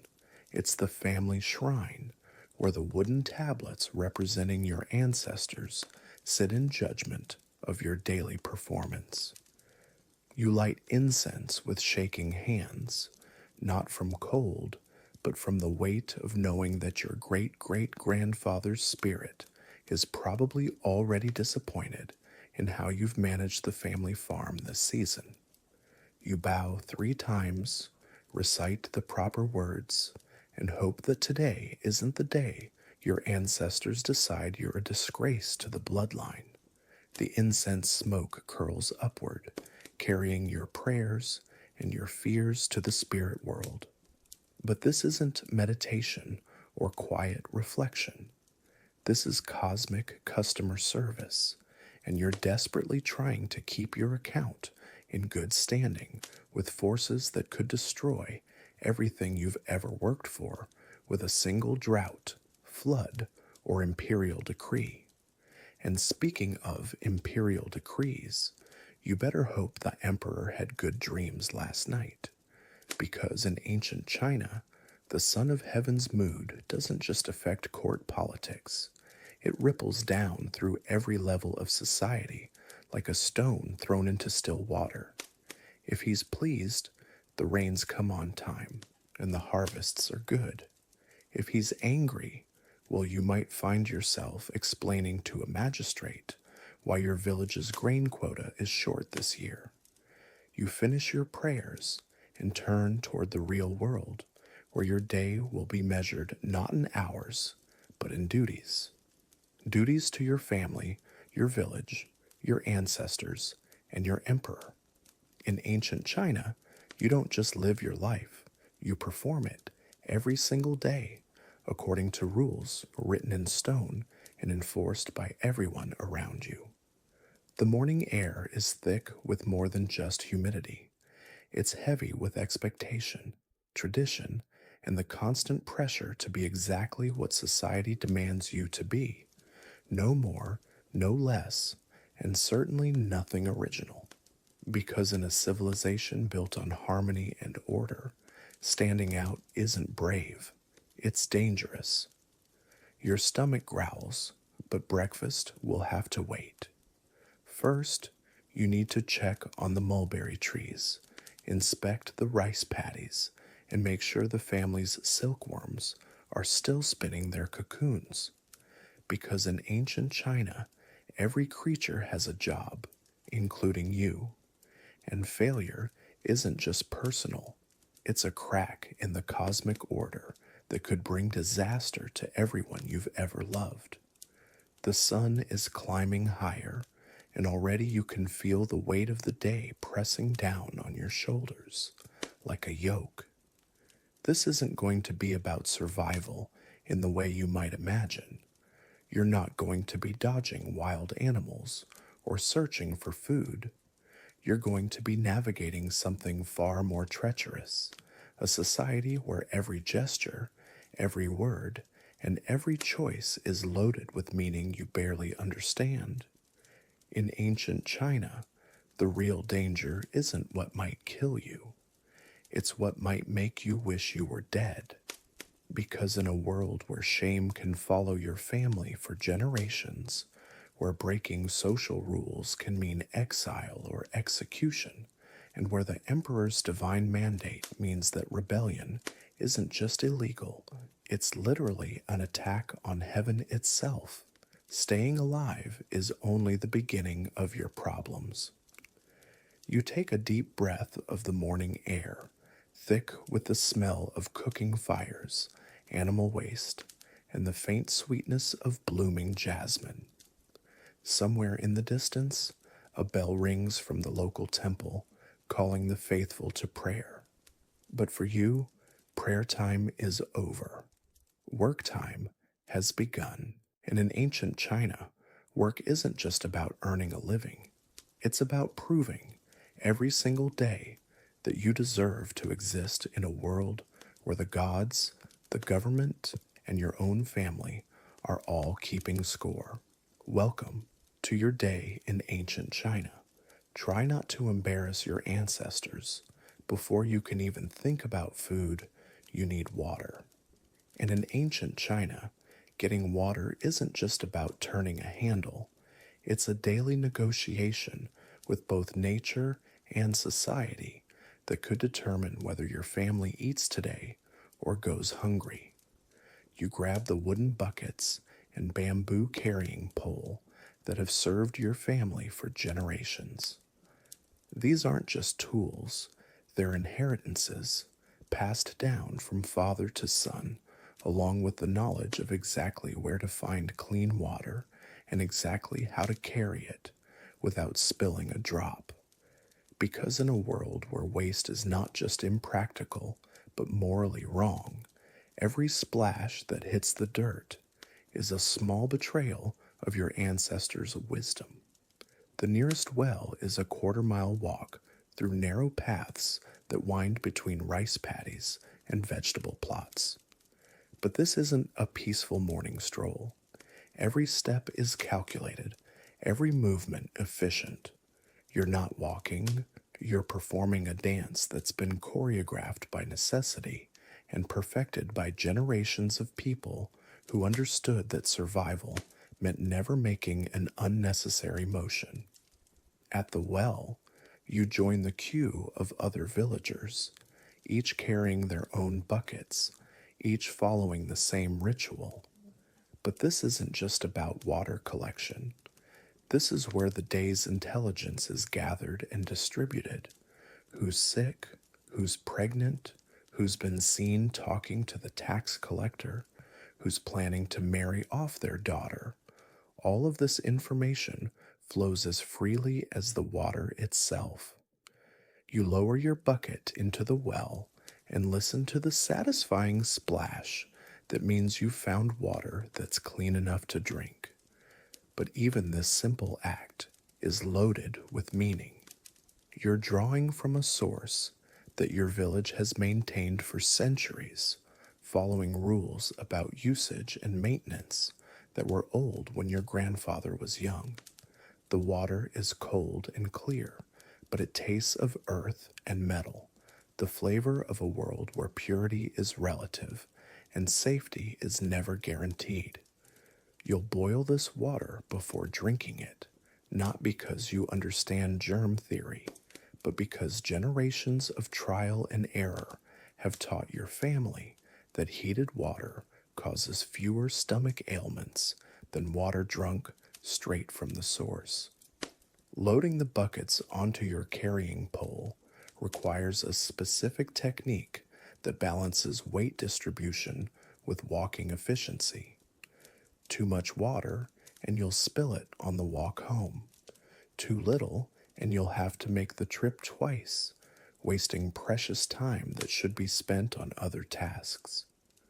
The pole bites into your shoulders, but this is a familiar pain, the daily reminder that comfort is a luxury your life doesn't include.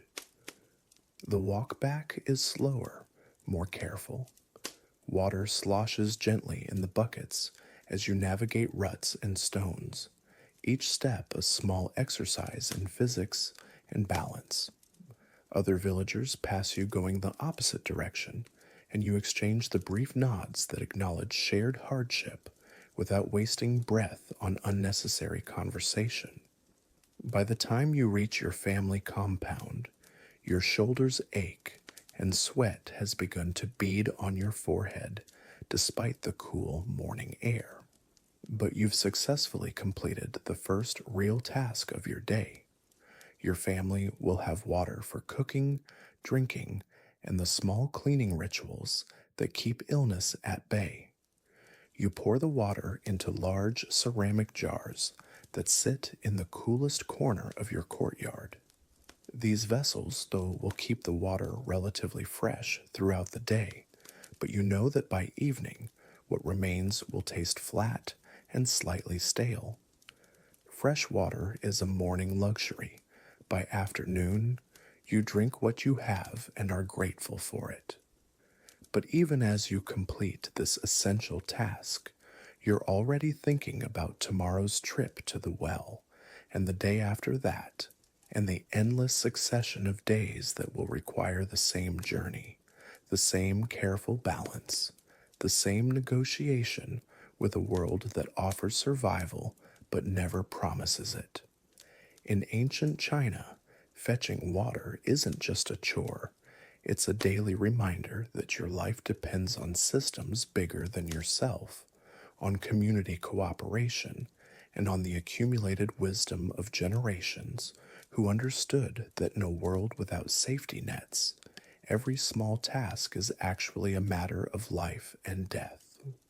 Your stomach has been growling for the past hour, but in ancient China, hunger isn't just about being ready to eat. It's about being ready to participate in a meal that's equal parts nutrition, ritual, and social reinforcement. Because breakfast isn't just fuel for your body, it's fuel for your place in the cosmic order. You enter the family kitchen, a smoky, cramped space dominated by a large brick stove that burns wood, charcoal, or dried dung depending on what's available and what you can afford. The fire has been burning since before dawn, tended by the women of your household, who rose even earlier than you did to begin the complex process of turning raw ingredients into something approaching a meal.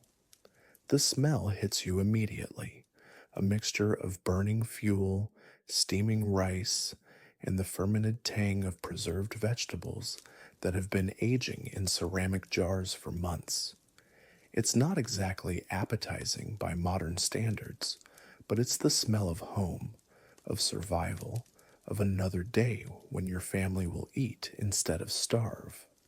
Your breakfast centers around rice, but this isn't the fluffy, perfectly cooked grain you might imagine.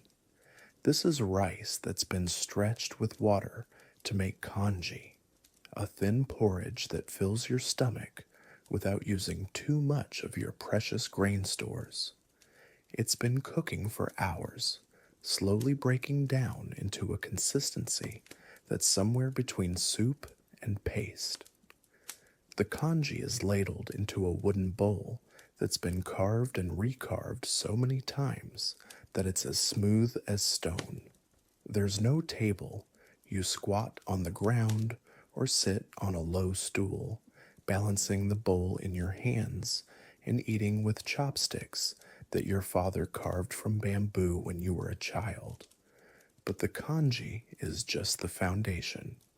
Floating in it are bits of preserved vegetable, cabbage that was salted and fermented during the last harvest, radish that's been dried and stored in earthenware pots, perhaps a few precious pieces of salted fish if your family has been particularly fortunate or frugal. The flavors are intense and salt, designed not just to taste good, but to preserve nutrients and extend the life of ingredients that might otherwise spoil in a world without refrigeration. Every bite is a small lesson in chemistry and survival, the accumulated wisdom of a civilization that learned to eat well within the constraints of an unforgiving natural world. If you're lucky, there might be tea, not the refined ceremony you've seen in movies, but a simple brew made from whatever leaves your family could afford or gather. It's bitter and earthy, cutting through the richness of the preserved foods and providing a small dose of caffeine to help fuel the long day ahead. But even this simple meal follows strict rules. You eat in order of age and status, the eldest male first, then the other men, then the women, then the children. You don't speak unless spoken to. You don't waste food, not even a single grain of rice. And you definitely don't complain about the taste, the temperature, or the fact that you're eating the same basic meal you've eaten every morning for most of your life. Because in ancient China, gratitude isn't just polite, it's essential. Every grain of rice represents hours of back-breaking labor in muddy fields. Every preserved vegetable represents foresight and planning that might mean the difference between life and death during the lean months before the next harvest.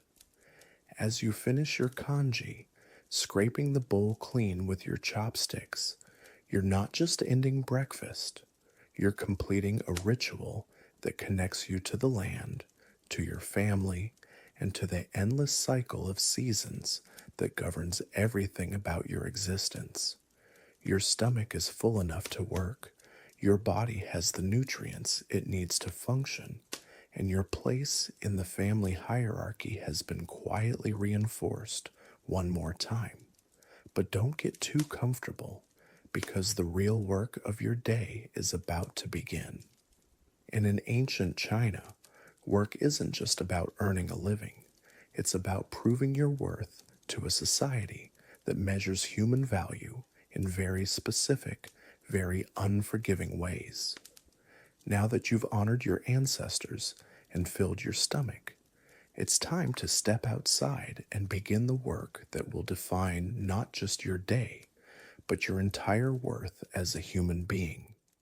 In ancient China, what you do for a living isn't just a job. It's your identity, your social status, and your contribution to the cosmic order that keeps civilization from collapsing into chaos. If you're a farmer, which statistically you probably are, since over 90% of the population worked the land, your day begins in rice paddies that stretch as far as the eye can see. But these aren't just fields, they're engineering marvels, terraced and irrigated with a precision that rivals modern agricultural science. Every paddy is connected to every other paddy through a complex system of dikes, channels, and gates that control water flow with mathematical precision. You wade into water that reaches your knees, the mud squelching between your toes as you begin the delicate work of transplanting rice seedlings. Your back is bent at an angle that would send a modern person to physical therapy, but for you, this is just Tuesday. Each seedling must be placed exactly the right distance from its neighbors. Too close, and they'll compete for nutrients. too far apart and you're wasting precious space. The work is meditative in its repetition, but also brutally demanding. Your hands move constantly, selecting healthy seedlings, planting them in neat rows, moving forward step by muddy step. The sun beats down on your back, and the reflected light from the water surface creates a glare that makes your eyes water. But you can't stop because the entire village's survival depends on getting the rice planted at exactly the right time in the agricultural cycle. If you're an artisan, perhaps a potter, a weaver, or a metalworker, your day unfolds in a workshop that's been in your family for generations. Every tool, every technique, every secret of the trade has been passed down from father to son in an unbroken chain that stretches back hundreds of years. You don't innovate or experiment. You perfect the methods that your ancestors developed through centuries of trial and error. Your hands shape clay on a wheel that your grandfather built, or guide thread through patterns that were old when your great grandmother was young. Each piece you create isn't just a product, it's a link in a chain of tradition that defines who you are and where you belong in society. The merchant who buys your work isn't just a customer, he's part of a network of relationships that connects your small workshop to markets hundreds of miles away. But perhaps the most prestigious work belongs to the scholars and government officials who serve the emperor's vast bureaucracy.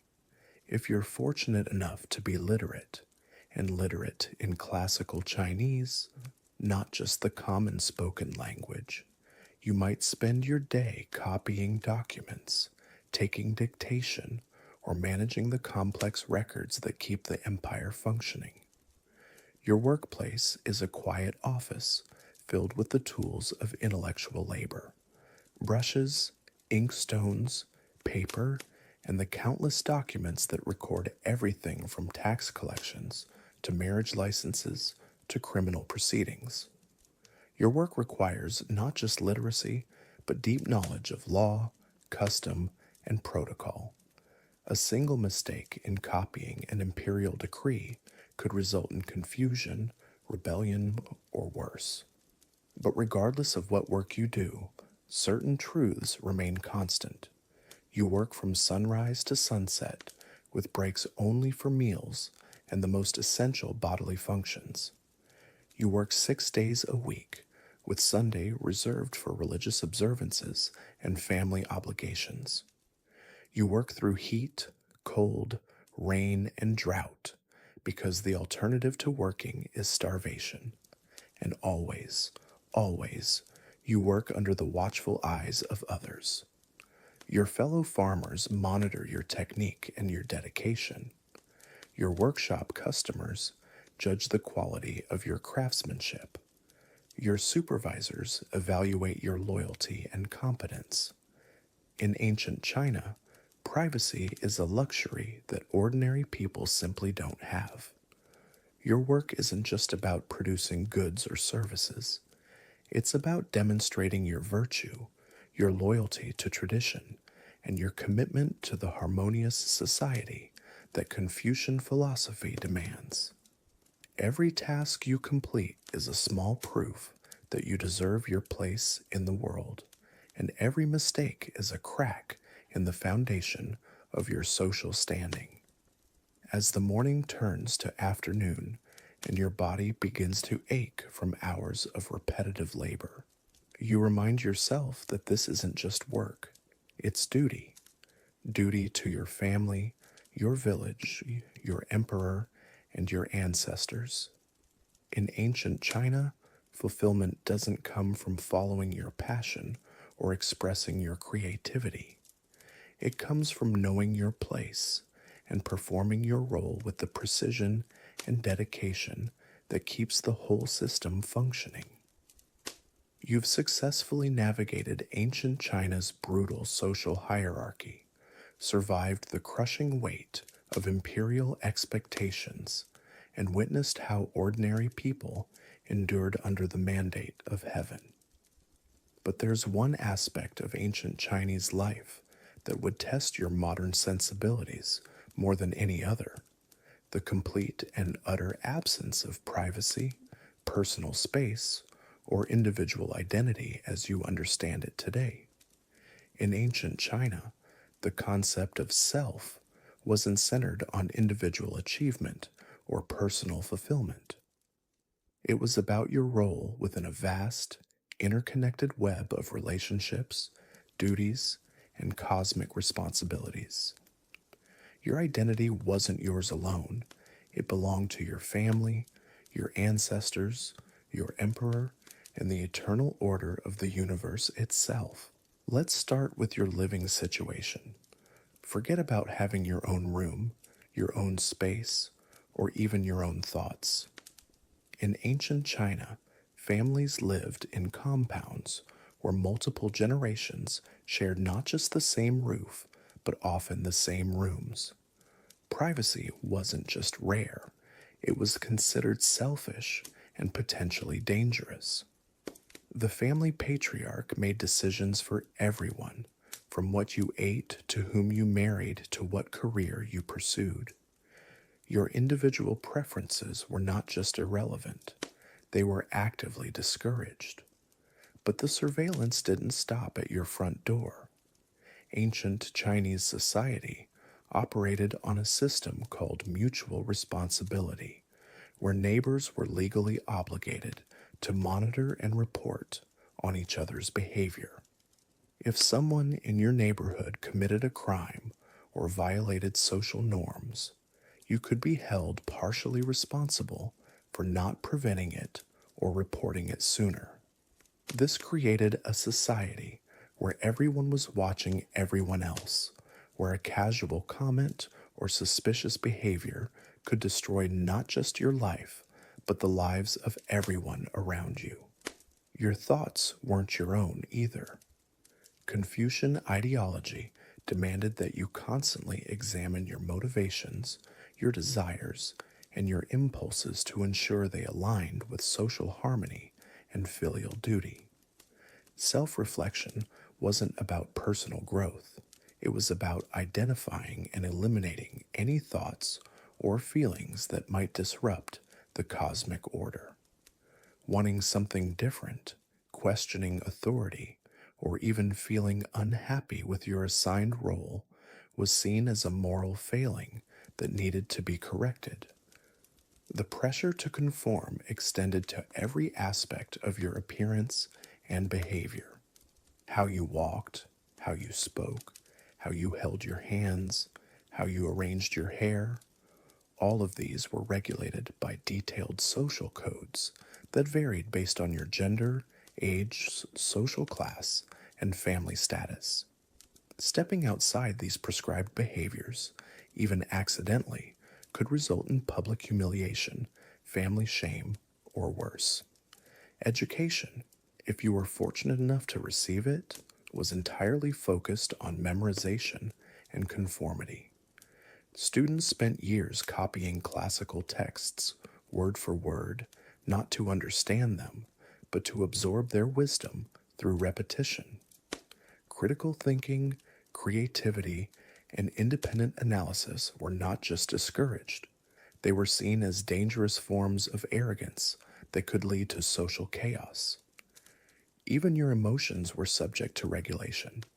Excessive joy, open anger, public grief that lasted too long, or displays of romantic affection were all seen as signs of poor self-control and inadequate moral cultivation.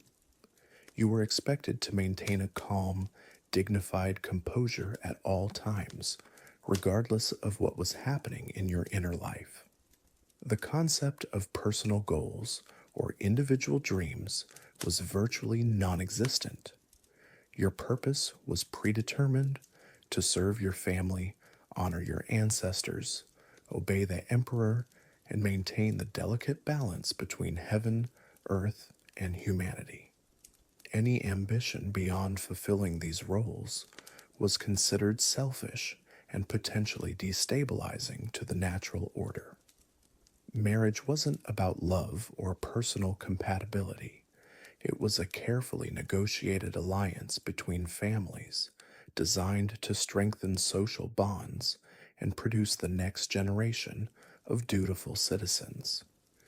You might never meet your spouse until your wedding day, and romantic feelings, while not forbidden, were considered far less important than practical considerations like family status, economic advantage, and astrological compatibility. The weight of ancestral expectations was crushing in ways that modern people can barely comprehend. Every decision you made, every action you took, was seen as a reflection not just on yourself, but on generations of ancestors stretching back centuries.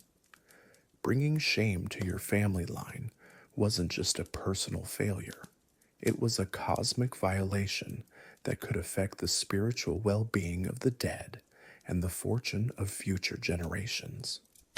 Religious and spiritual life was similarly regulated.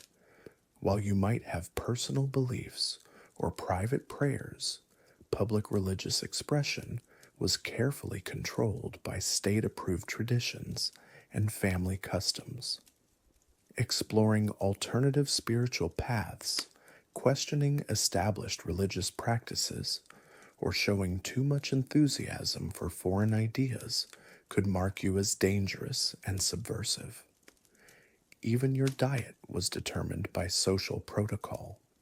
What you ate, when you ate it, how you prepared it, and whom you shared it with were all governed by complex rules about hierarchy, ritual purity, and seasonal appropriateness. Food wasn't just nourishment, it was a constant reminder of your place in the social order. The concept of leisure time, as we understand it, didn't exist.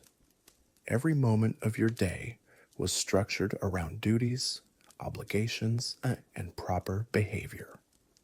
What we might call hobbies were actually forms of moral cultivation, calligraphy to develop discipline, poetry to refine emotions, music to harmonize the spirit. These activities weren't pursued for personal enjoyment, but as part of your ongoing responsibility to become a more virtuous and socially useful person. Perhaps most challenging of all was the complete absence of the idea that you could reinvent yourself, change your circumstances, or choose a different path. Social mobility existed, but it was rare and usually achieved through decades of scholarly study and bureaucratic service. For most people, you were born into a role and you fulfilled that role until you died, passing it on to your children who would fulfill it in turn. The psychological pressure of this system was immense. You lived under constant scrutiny, with every aspect of your life subject to judgment and correction. The fear of bringing shame to your family, disappointing your ancestors, or disrupting social harmony created a level of anxiety and self censorship that would be unbearable for most modern individuals. Yet within this seemingly oppressive system, ancient Chinese people found meaning, dignity, and even happiness. They developed deep skills in subtle communication, found joy in small pleasures, and created bonds of loyalty and affection that could last lifetimes. They understood themselves as part of something larger and more enduring than individual desires, and many found genuine fulfillment in playing their roles with excellence and grace. But for you, raised in a culture that values individual expression, personal choice, and self determination, the suffocating conformity of ancient Chinese society would feel like a slow strangulation of everything that makes you who you are. The constant surveillance, the rigid hierarchy, the suppression of personal desires, and the crushing weight of collective expectations would wear away at your sense of self until you became something entirely different. Not necessarily worse, but certainly unrecognizable to the person you are today. This is perhaps the most profound challenge of ancient Chinese life, not just surviving the physical hardships or navigating the social complexities, but surrendering the very idea of individual identity in service of something larger, more stable, and more enduring than any single human life. For a modern person, this transformation might feel like death, the death of the self as you've always known it. You've reached a pivotal moment in ancient China where individual desires collided with cosmic necessity. By now, you understand that survival wasn't just about enduring physical hardships or navigating social hierarchies. It was about accepting your place in a vast, interconnected system that viewed personal freedom as dangerous disruption to the natural order. The evening meal approaches, and with it, another opportunity to demonstrate your submission to the greater good. Rice, if you're fortunate, arrives in measured portions, determined not by hunger, but by your station. The bowl placed before you contains exactly what the state believes you deserve, nothing more. To ask for additional food isn't just greedy, it's a challenge to the wisdom of those who calculate such things. As you eat, conversation flows around the low table, but even casual talk follows unspoken rules. Complaints about the harvest invite suspicion. Questions about neighboring villages suggest dangerous curiosity. Instead, you listen to approved topics, praise for recent imperial edicts, gratitude for the stability the current dynasty provides, concerns about fulfilling ritual obligations properly.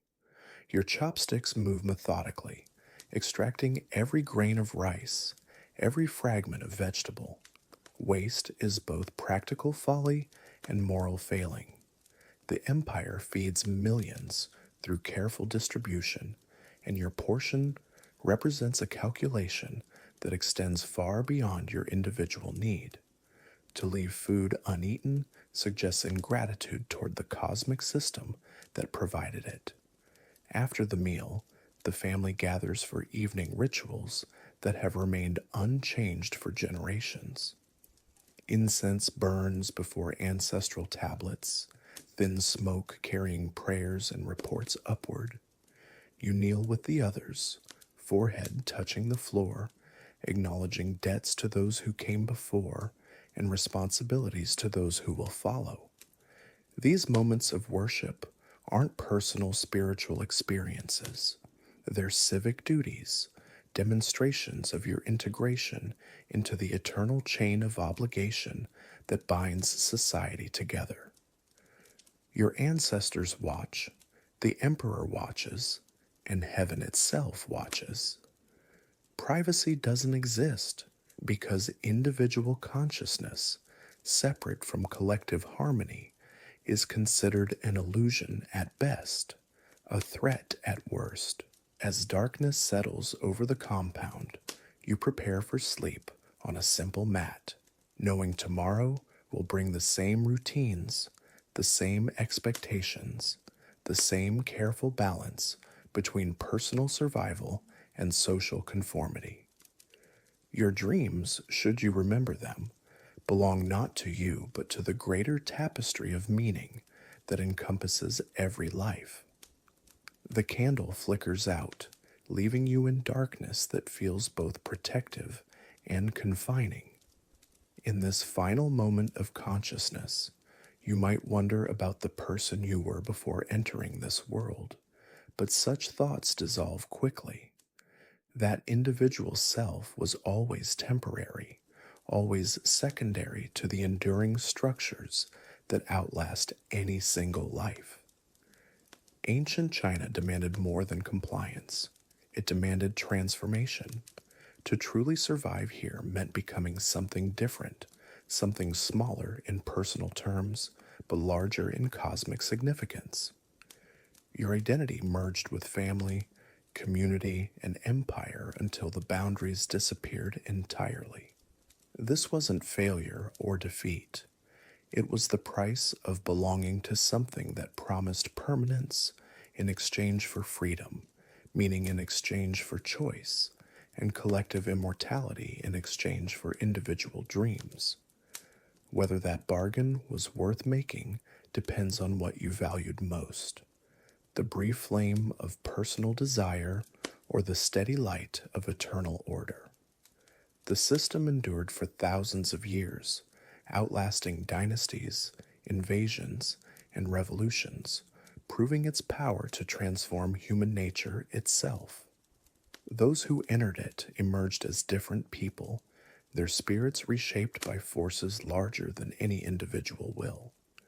They became components in a vast machine that generated art, philosophy, and culture of stunning beauty and complexity. But they also became something less recognizably human in the modern sense, their spontaneity channeled, their rebellion absorbed, their uniqueness dissolved into collective purpose. By the time you've scraped yourself off your straw mat, gasped through the dust-choked air, and stumbled barefoot across scorching sand, you've already committed your first mistake in ancient China. You've woken up. Because in a world where every breath is monitored, every word is measured, and every step could be your last, consciousness itself is a liability. Welcome to a civilization so precisely ordered that chaos wasn't just forbidden, it was unthinkable, where harmony wasn't a goal, it was a weapon, and where your individual desires, dreams, and basic human impulses were not just irrelevant, they were dangerous. You think you understand control? Ancient China perfected it, not through violence, though there was plenty of that, not through fear, though terror was a daily companion, but through something far more insidious: the complete erasure of the self in service of an eternal, unchanging order that ground human souls into cosmic dust. This wasn't just authoritarianism. This was the systematic transformation of an entire population into living extensions of the state's will. Every gesture choreographed, every thought predetermined, every heartbeat measured against the rhythm of empire. The morning sun doesn't just rise in ancient China.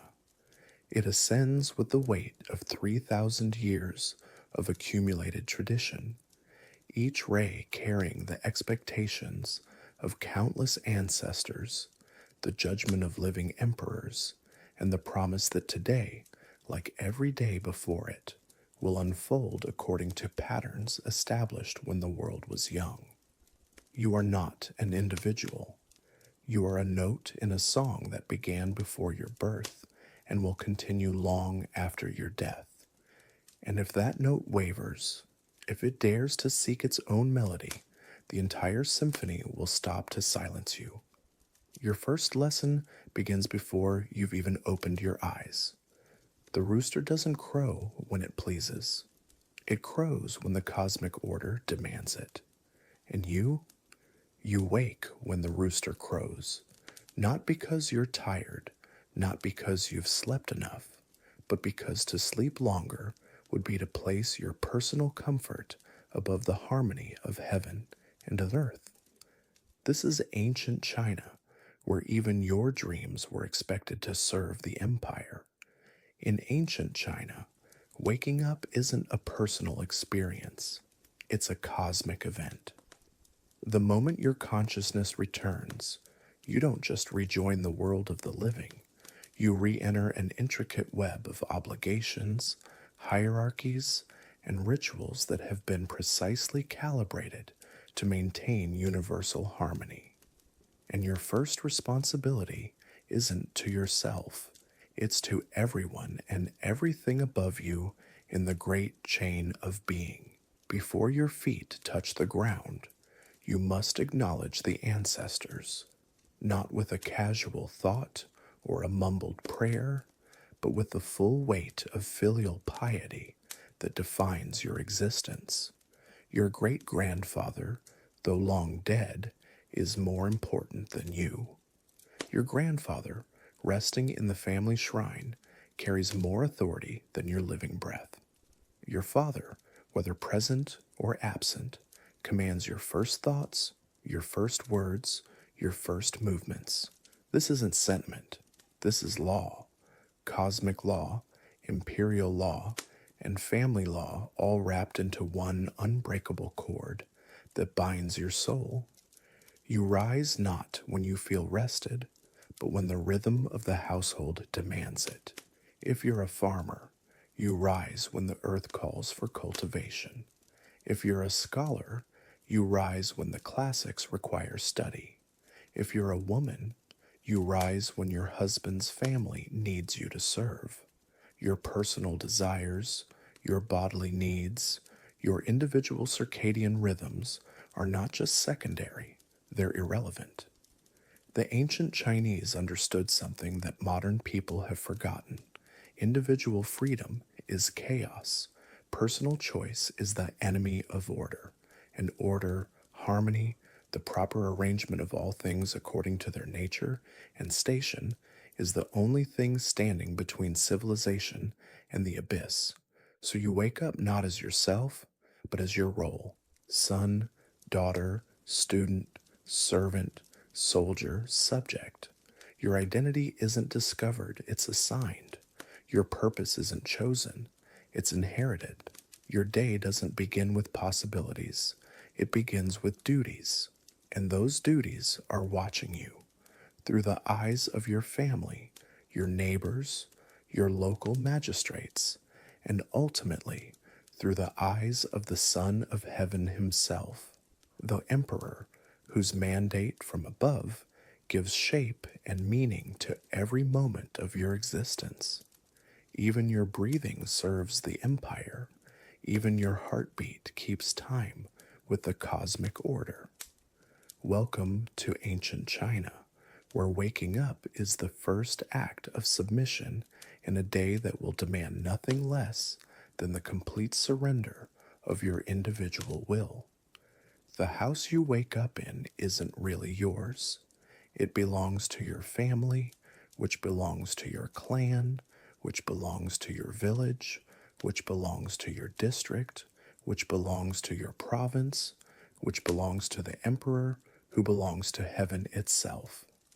You're merely the current occupant of a space that has been shaped by generations of ancestors and will be passed down to generations of descendants. The walls around you aren't just wood and clay, they're repositories of tradition. Every beam was placed according to principles of feng shui that align your domestic space with cosmic forces. Every room serves not just practical functions, but ritual ones. The ancestral shrine isn't decoration, it's the spiritual heart of your home, more important than your bedroom, your kitchen, or anywhere you might find personal comfort. Your bed isn't positioned for your convenience. It's arranged to harmonize with the flow of qi, the universal energy that connects all things. Sleep facing the wrong direction, and you're not just uncomfortable, you're disrupting the balance between heaven and earth. Your dreams themselves are expected to align with proper thoughts, proper emotions, proper submission to the order that governs all existence. The very air you breathe carries incense from the ancestral altar, reminding you with every inhalation that the dead are more present than the living, that tradition outweighs innovation, that what has always been will always be. Privacy doesn't exist because the self doesn't exist. Your thoughts, your feelings, your secret desires are not private property. They're potential threats to harmony that must be monitored, corrected, and if necessary, eliminated. The walls have ears, not because of surveillance, but because the community, the family, the empire itself is always listening, always watching, always ready to guide you back to your proper place in the grand design. Your morning routine isn't personal care, it's preparation for public performance. Every gesture you make, from how you dress to how you hold your posture, communicates your understanding of hierarchy, your acceptance of your role, your willingness to subordinate your individual will to the collective good. There are no mirrors in your room because self examination leads to self importance, and self importance is the root of all disorder. Instead, you prepare yourself by remembering who you serve, who you obey, and who you must never disappoint.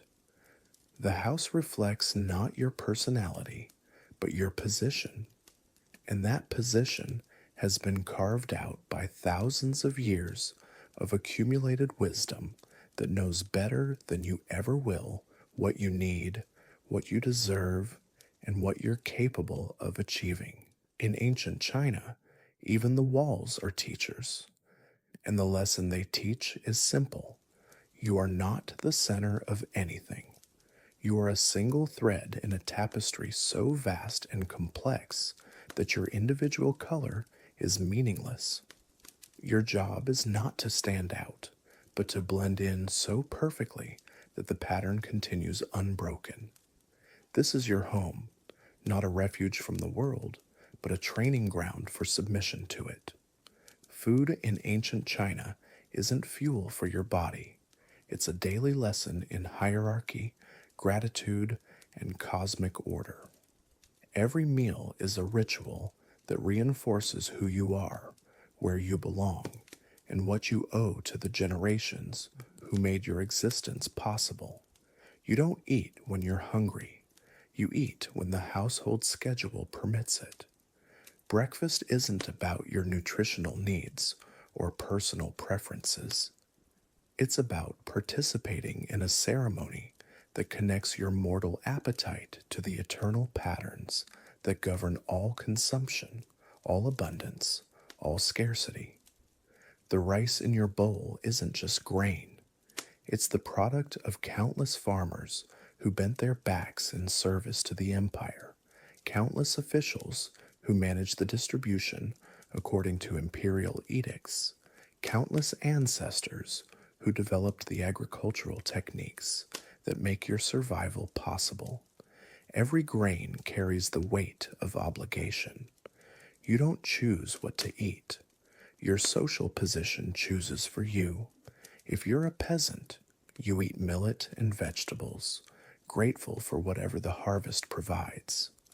If you're a merchant, you might afford meat occasionally, but always with the knowledge that luxury is a privilege that can be revoked. If you're a scholar or official, your diet reflects your elevated status, but also your elevated responsibility to set an example of moderation and wisdom. The chopsticks in your hands aren't just utensils, they're tools of civilization, invented by sages who understood that eating with your hands is bestial, that the distance between food and mouth, created by proper implements, mirrors the distance between base impulse and cultivated behavior. Even your posture while eating communicates your understanding of propriety. Sit too casually, and you're showing disrespect to the food, to the family, to the cosmic order itself. Eat too quickly, and you're displaying the kind of animal urgency that separates barbarians from civilized people. Eat too slowly, and you're suggesting that your personal enjoyment matters more than the efficient functioning of the household. Conversation during meals follows strict protocols. You don't discuss your feelings, your dreams, your individual concerns. You might discuss the classics, the weather as it relates to agricultural productivity, or family matters that affect the collective welfare. Your opinions, unless specifically requested by someone higher in the hierarchy, are not welcome. The tea you drink isn't refreshment, it's participation in a tradition that connects you to the emperor himself, who begins each day with ceremonial tea that links his earthly authority to heavenly mandate. Every sip is a reminder that individual thirst is less important than collective ritual. Waste is not just impractical, it's immoral. Every grain of rice left in your bowl is an insult to the farmers who produced it, the officials who distributed it, the ancestors who perfected its cultivation. Finishing your meal completely is not courtesy, it's cosmic duty. And when the meal ends, you don't simply get up and go about your day. You pause to acknowledge the gifts you've received, not just from the earth, but from the entire network of human effort and divine providence that made your nourishment possible. Food shapes your body, but eating shapes your soul. And in ancient China, both belong not to you, but to the eternal order that knows better than you ever will what you need to survive and thrive within the grand design. In ancient China, your body isn't your property. It's a vessel temporarily entrusted to you by your parents, who received it from their parents in an unbroken chain stretching back to the first ancestors. And like any borrowed possession, it must be maintained not according to your preferences, but according to the standards set by its true owners. Hygiene isn't personal care, it's moral duty. How you present yourself to the world communicates your level of cultivation, your respect for hierarchy, and your understanding that individual comfort is always secondary to social harmony. Water for washing isn't simply heated and used. It's prepared according to principles that align your physical cleansing with spiritual purification. The temperature, the timing, even the direction you face while bathing must harmonize with cosmic forces that govern all human activity. Your hair doesn't belong to you either. How you wear it, how you cut it, how you ornament it, all communicate your social position, your family status, your age, and your gender role. There are no personal style choices because personal style implies individual expression, and individual expression threatens the careful balance that keeps society functioning. For men, the top knot isn't fashion, it's a symbol of adulthood, of responsibility, of acceptance of your place in the social order. To appear in public with disheveled hair is to announce that you've abandoned your duties to family and the empire. For women, elaborate hair arrangements aren't beauty choices. They're declarations of availability, marital status, and family wealth. Your appearance is never about pleasing yourself. It's about communicating accurate information to a society that needs to know immediately how to interact with you. Clothing follows even stricter rules. The color of your robes, the pattern of your embroidery, the length of your sleeves, all are regulated by sumptuary laws that ensure no one can dress above their station. Luxury isn't reward for success. It's a privilege granted by the emperor to those who serve the empire most faithfully. Even the soap you use carries meaning. Made from herbs and minerals prescribed by ancient texts, it doesn't just clean your skin, it aligns your physical presence with the natural order. Modern concepts of personal preference in bathing products would be not just foreign, but dangerous. Why should you choose what's best for your body when thousands of years of accumulated wisdom have already made that choice for you? Your morning ablutions take place not in privacy, but under the watchful eyes of family members who ensure you're preparing yourself properly for the day's duties. Self care without supervision is self indulgence, and self indulgence is the first step toward the kind of individualism that destroys communities. The mirror you look into reflects not just your physical appearance, but your moral condition. Confucian texts teach that outer cleanliness mirrors inner purity, that how you tend your body reveals how you'll tend your responsibilities. Even your fingernails carry social meaning. Too long, and you're advertising that you don't perform manual labor. Too short, and you're suggesting your status isn't high enough to avoid physical work. Every detail of your appearance must precisely calibrate your position in the hierarchy. By the time you've completed your morning preparations, you've participated in dozens of small rituals that reinforce your place in the cosmic order. You're not clean because you chose to be clean. You're clean because cleanliness serves the empire, honors your ancestors, and maintains the harmony between heaven and earth. Your body is ready for the day, but more importantly, your spirit has been reminded once again that it belongs not to you, but to the eternal order that shapes all existence. Work in ancient China isn't employment, it's cosmic duty. The labor you perform doesn't just sustain your body or provide for your family. It maintains the delicate balance between heaven and earth that keeps the empire functioning and the universe in harmony. If you're a farmer, your relationship with the soil isn't economic, it's spiritual. The earth you cultivate has been blessed by the emperor's mandate from heaven. The crops you grow feed not just individual families, but the entire social organism that sustains civilization. Every seed you plant, every furrow you dig, every harvest you gather participates in the cosmic cycle that connects human effort to divine will.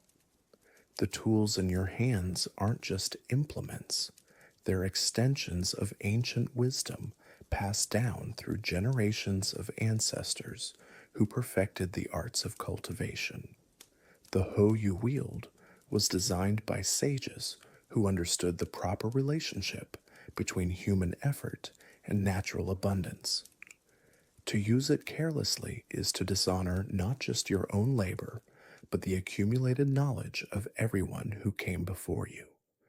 Your working day begins before dawn and ends after dusk, not because of economic necessity, but because the rhythm of agricultural life mirrors the rhythm of cosmic order. The sun rises and sets according to heavenly mandate. Your labor follows the same divine schedule. If you're a craftsman, your workshop isn't a place of individual creativity.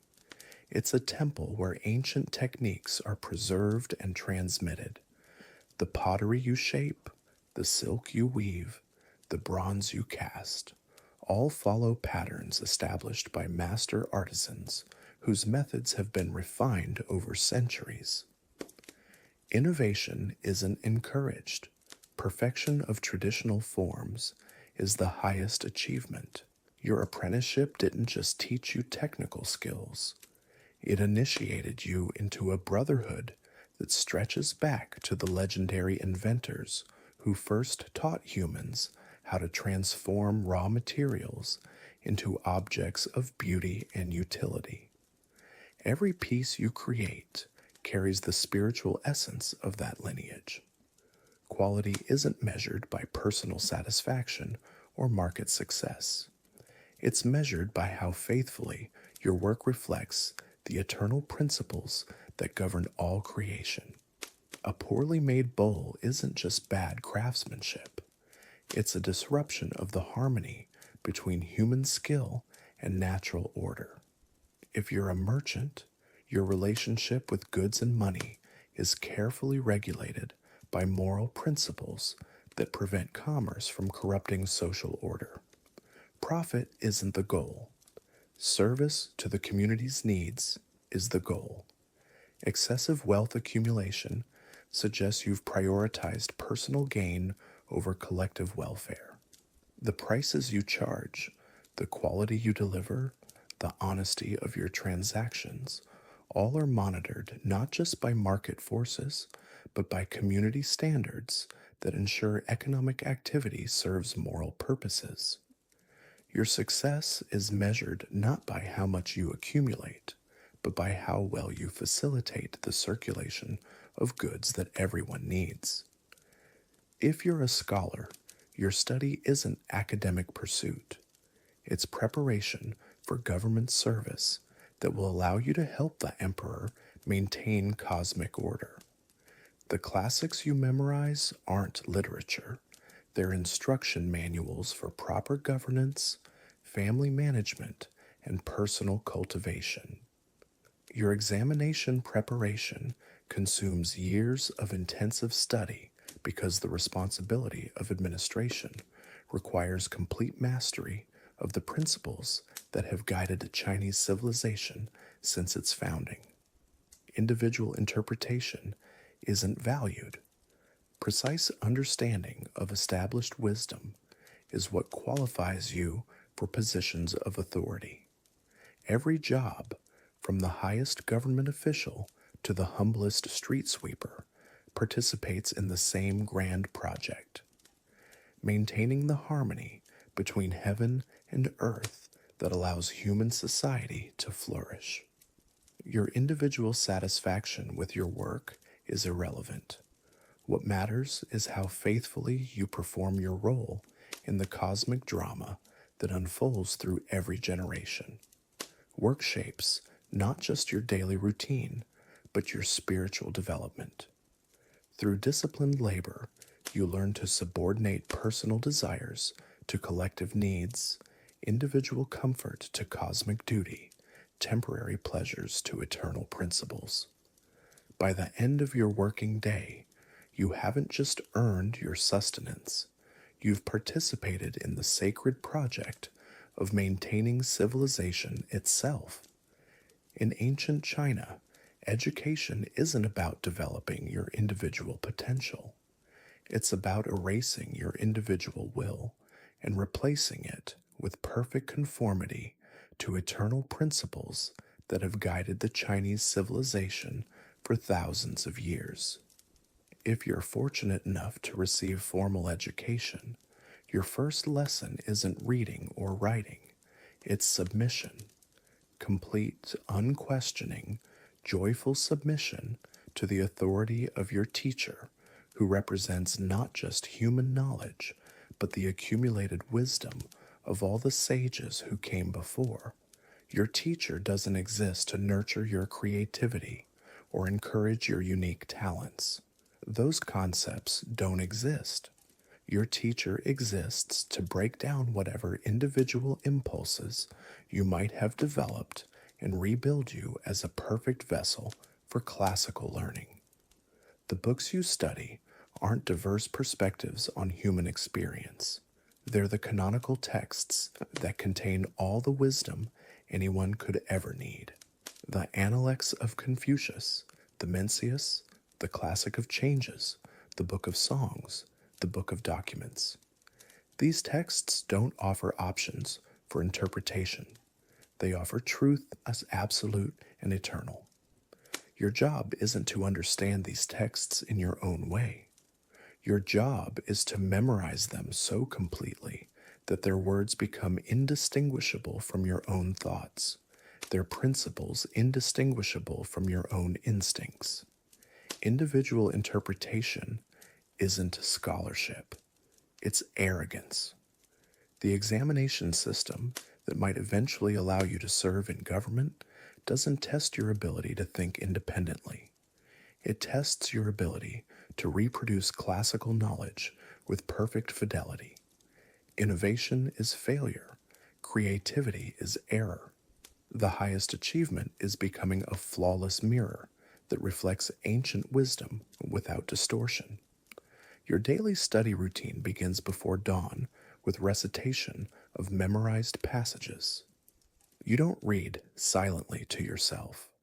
You chant aloud, allowing the rhythm and cadence of classical Chinese to reshape the patterns of your thinking.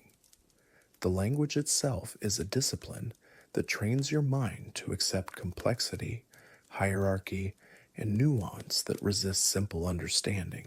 Your writing practice doesn't develop personal voice or individual style. It perfects your ability to reproduce the calligraphic forms that connect your hand to the hands of every scholar who came before you. Each brushstroke is a ritual that links your temporary existence to the eternal stream of Chinese civilization. If you make an error in copying a classical text, you don't simply correct it and continue. You begin again from the beginning, because imperfection in transmitting sacred knowledge is imperfection in your character, your discipline, your worthiness to inherit the treasures of antiquity. Your relationships with fellow students aren't friendships based on personal affinity. They're hierarchical arrangements based on age, family status, and demonstrated mastery of classical learning. You don't choose your companions. The social order chooses them for you. Debate and discussion don't explore different viewpoints. They allow advanced students to demonstrate their mastery of orthodox interpretations while correcting the errors of junior students who haven't yet achieved perfect understanding. Physical punishment for academic failure isn't cruelty, it's compassion. Your teacher beats you not because he enjoys inflicting pain, but because your resistance to learning threatens not just your own spiritual development, but the transmission of wisdom that keeps civilization functioning. Success in education isn't measured by personal satisfaction or individual achievement. It's measured by how completely you've internalized the classical tradition, how faithfully you can reproduce it, and how ready you are to pass it on to the next generation without alteration. By the time your education is complete, you haven't learned to think for yourself.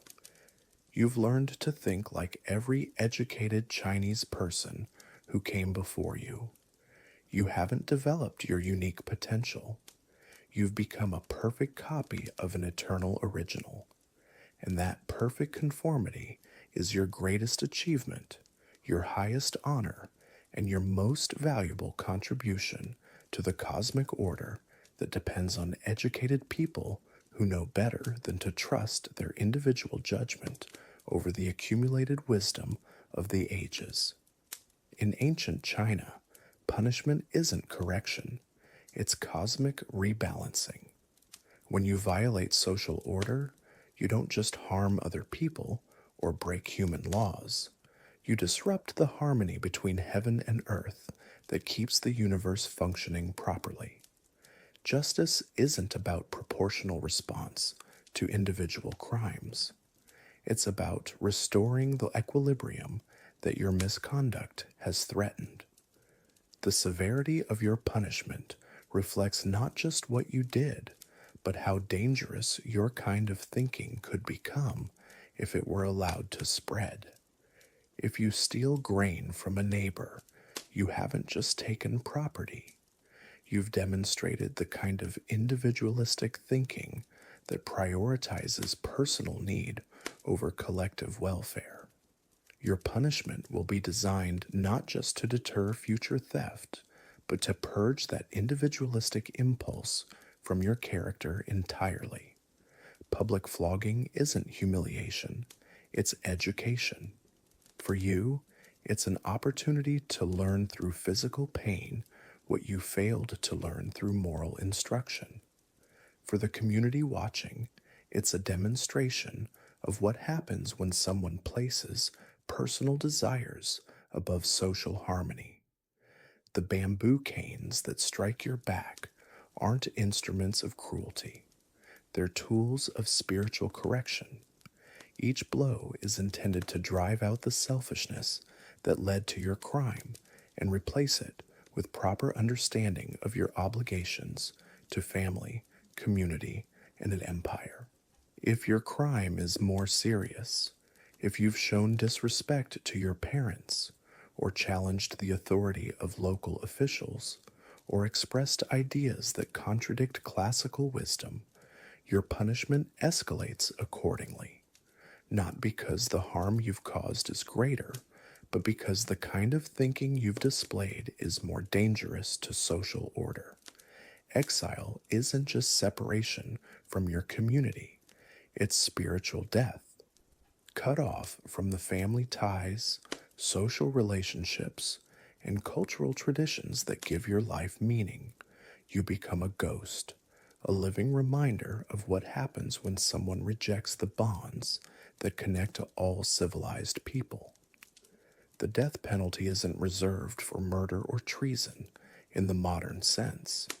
It's applied to anyone whose continued existence threatens the cosmic order. If you've demonstrated that you cannot be reformed, cannot be taught to subordinate your individual will to collective harmony, then your life becomes a liability that heaven demands be eliminated. Execution methods are chosen not for efficiency, but for symbolic meaning. If you're beheaded, it's because your thoughts are the source of your corruption. If you're strangled, it's because your words spread poison through the community. If you're cut into pieces, it's because your entire being has become incompatible with civilized existence. Your family shares in your punishment because crime isn't individual failure. It's family failure. If you violate social order, it proves that your parents failed to teach you properly.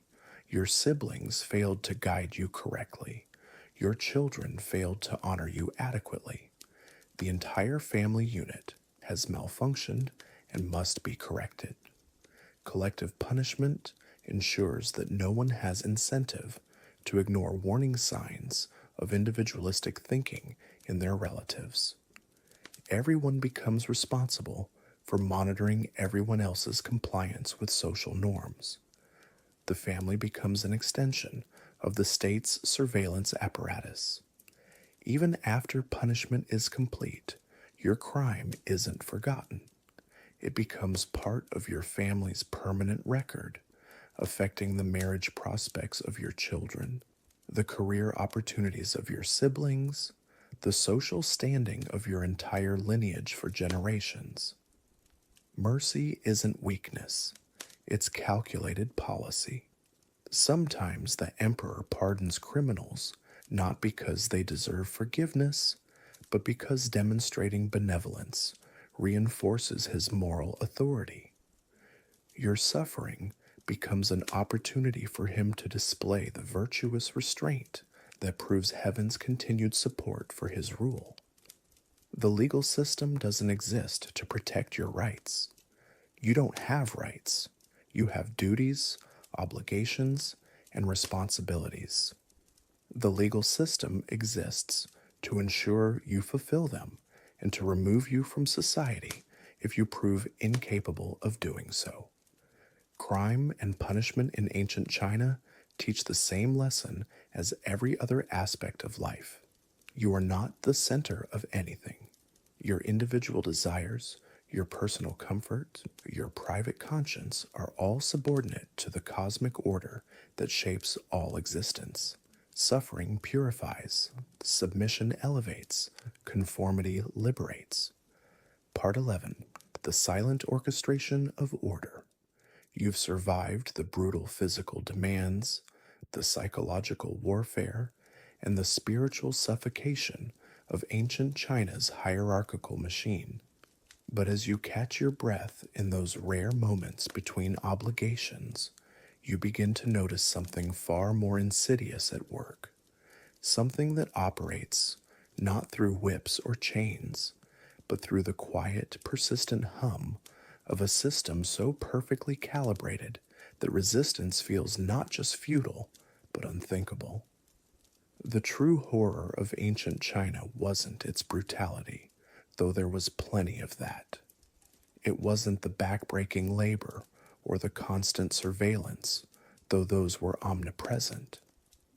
The real nightmare was how seamlessly the system convinced you that this was not only necessary, but natural, how it transformed an entire population into willing participants in their own subjugation, creating a society where freedom wasn't suppressed so much as forgotten entirely. In the morning, you wake not to an alarm clock, but to the rhythm of the community around you. The sound of your neighbor preparing for his daily rituals, the shuffle of feet heading to the fields, the distant chanting from the local temple. There is no snooze button, no choice to sleep in. The collective pulse of society has awakened, and you are carried along by its current, whether you choose to be or not. Your day begins with rituals so ingrained they feel like breathing. You honor your ancestors, not because someone forces you to, but because the alternative, disrespecting those who came before, feels fundamentally wrong. You dress in the prescribed manner not because fashion police patrol the streets, but because appearing differently would mark you as strange, unreliable, potentially dangerous. You speak in the approved patterns, not because censors monitor every conversation, but because the language itself has been shaped to make certain thoughts difficult to express. The genius of ancient China's control system was that it didn't rely on external force alone. It worked by reshaping the internal landscape of every individual until compliance became a reflex, until questioning the system required more mental energy than most people possessed. The Confucian ideal of harmony wasn't just a political slogan, it was a psychological programming so complete that deviation felt like a violation of cosmic order. Consider how this played out in the most mundane aspects of daily life. When you sat down to eat, you didn't simply consume food, you participated in a complex social ritual that reinforced hierarchy at every level. Where you sat, what you ate, when you spoke, how you held your chopsticks, all of these seemingly trivial details served as constant reminders of your place in the great chain of being. The emperor ate first, metaphorically speaking, even when he was hundreds of miles away. Your father ate before you, your older brother before your younger sister, your family before the servants. This wasn't just about manners. Every meal was a miniature rehearsal of the larger social order, a daily practice session in knowing your place and staying in it. The food itself carried messages: rice for the wealthy, millet for the poor, meat for special occasions, and honored guests. Tea ceremonies that could take hours, not because the tea was that important, but because the ritual of deference and precision was everything. The clothing you wore served a similar function, not just protection from the elements, but a walking advertisement of your social status, your occupation, your level of education, your family connections. The color of your robes, the quality of the silk, the complexity of the embroidery, all of these details were regulated by law and tradition, creating a visual hierarchy that could be read from across a crowded marketplace.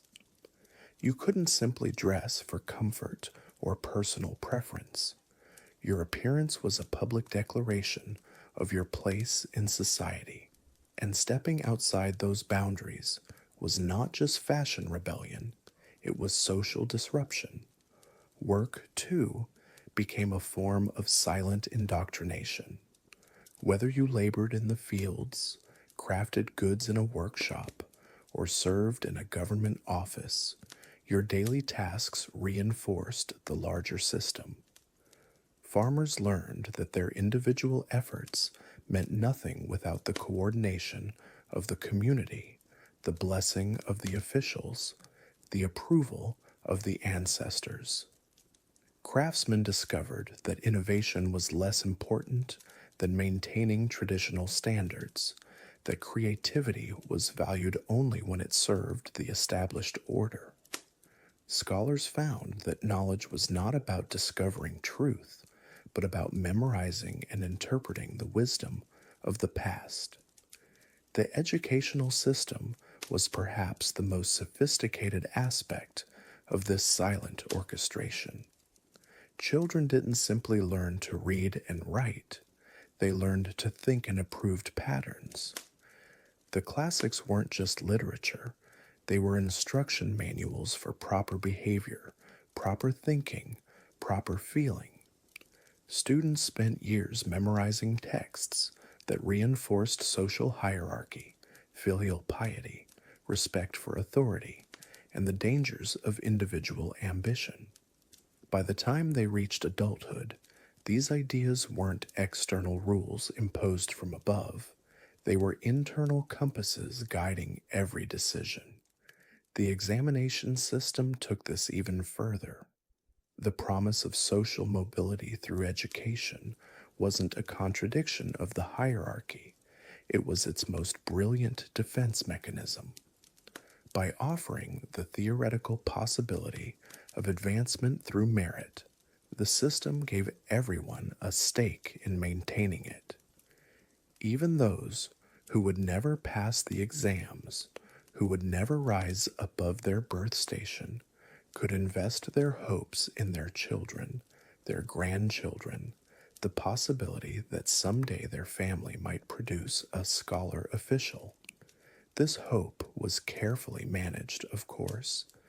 The exams were designed to be extraordinarily difficult, requiring not just intelligence, but years of expensive preparation, connections to teachers, access to books, and the financial ability to support a family member who spent decades studying instead of working. The vast majority of candidates failed, but the few who succeeded became living proof that the system worked, that virtue and effort were rewarded, that the hierarchy was based on merit rather than mere force. The religious and philosophical framework surrounding daily life provided the final layer of this sophisticated control system. Confucianism, Taoism, and Buddhism, whatever their original intentions, were woven together into a spiritual justification for social order that made resistance feel not just difficult, but morally wrong. The concept of the mandate of heaven meant that political authority came from cosmic forces beyond human questioning. The idea of karma suggested that your current station in life reflected your moral worth, not just in this lifetime, but across multiple reincarnations. The emphasis on harmony and balance made conflict and change seem inherently destructive. Even the physical layout of cities and buildings reinforced these messages. The Forbidden City wasn't just the emperor's residence, it was a three-dimensional representation of cosmic order, with every gate, every courtyard, every building positioned to reflect the proper relationships between heaven, earth, and humanity. Temples were built to dwarf individual worshippers, reminding them of their smallness in the face of divine authority. Family compounds were designed to reinforce generational hierarchy, with the oldest members occupying the most honored positions and the youngest relegated to the periphery. The calendar itself became a tool of control. Festivals and ceremonies weren't just celebrations, they were regularly scheduled reminders of social roles and obligations. The new year wasn't simply a time of renewal, It was an opportunity to reaffirm family bonds, honor ancestors, and demonstrate proper behavior. Agricultural festivals linked the rhythms of farming to the cosmic order, making it clear that individual success depended on collective harmony. Imperial birthdays and religious observances created shared experiences that bound communities together in common purpose and common subjugation. Perhaps most insidiously, the system created its own forms of peer pressure and social enforcement. In a society where everyone was watching everyone else, where deviation from the norm could affect not just you, but your entire family, where reputation was more valuable than material wealth, conformity became a survival strategy. You didn't need secret police when every neighbor was a potential informant, not out of malice, but out of genuine belief that social harmony required constant vigilance against disruption.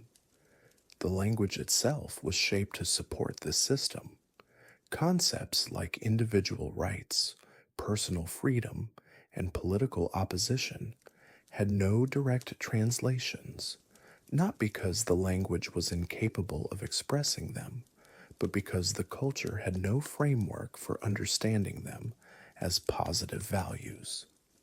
Words that might challenge authority were either absent from common usage or carried such negative connotations that speaking them marked you as dangerous or insane. This linguistic control extended to the written word as well. The complexity of Chinese characters meant that literacy was a specialized skill, creating a class of educated elites who controlled access to information. Historical records were carefully curated to support current political arrangements. Literature was expected to reinforce moral lessons rather than explore uncomfortable truths. Even private letters and personal journals were written with the understanding that they might be read by others, creating a culture of self-censorship that operated even in the most intimate spaces. The economic system reinforced these patterns through carefully managed scarcity and dependence. Most people lived close enough to the edge of survival that they couldn't afford to take risks, couldn't spare the time or energy for political activism, couldn't imagine alternatives to the current system. Those who did achieve some measure of prosperity found that their wealth depended on maintaining good relationships with officials, following established procedures, and avoiding anything that might be construed as disloyalty or disruption. Trade and commerce were regulated not just for economic efficiency, but for social control. Merchants, despite their wealth, were ranked below farmers and craftsmen in the official social hierarchy, a reminder that money alone didn't confer status or respect. Guilds and professional associations weren't just economic organizations, they were mechanisms for ensuring that members followed approved practices and maintained proper behavior. Innovation was channeled through official institutions that could evaluate new ideas for their potential impact on social stability. The result of all this careful orchestration was a society that functioned with almost mechanical precision, where millions of people coordinated their behavior without conscious direction, where the vast machinery of empire operated smoothly, not because it was imposed from above, but because it had been internalized by everyone within it. The emperor's power wasn't primarily based on his armies or his officials, though those were important.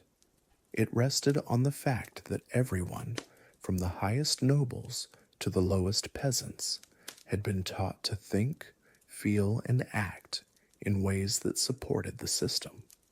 This wasn't totalitarianism as we might understand it today, with its crude propaganda and obvious surveillance. This was something far more sophisticated, a form of social engineering that worked by shaping human nature itself, creating people who were genuinely happy to sacrifice their individual desires for the greater good, who felt fulfilled by playing their assigned roles in the cosmic drama, who experienced freedom not as the ability to choose their own path, but as the privilege of contributing to something larger and more permanent than themselves. The tragedy wasn't that people were forced to live this way. The tragedy was that most of them couldn't imagine living any other way. The system had succeeded so completely that alternatives weren't just impossible, they were literally unthinkable. The chains weren't made of iron or steel, they were made of ideas, habits, customs, and beliefs that felt as natural and necessary as breathing. And you, transported from your modern world of individual choice and personal freedom, would find yourself slowly, inexorably drawn into this system, not by force, though force was always available as a backup, but by the simple, relentless pressure of social expectation, by the comfort of belonging to something larger than yourself, by the relief of not having to make difficult choices or bear the burden of personal responsibility for your life's direction. Day by day, ritual by ritual, interaction by interaction, you would feel your old self slipping away. The questions you once asked would seem less important. The freedoms you once cherished would feel more like burdens. The very idea of individual rights and personal autonomy would begin to seem selfish, destructive, antisocial. So the next time you complain about your Wi-Fi being slow or your coffee getting cold, just remember the ancient Chinese who built one of history's greatest civilizations with nothing but bamboo, bronze, and unbreakable determination. They gave us paper, gunpowder, the compass, and countless other innovations that still shape our world today. Their legacy isn't just in museums or history books, it's woven into the very fabric of modern life. What started as scattered tribes along the Yellow River became an empire that would endure for thousands of years, proving that sometimes the oldest wisdom is the most timeless.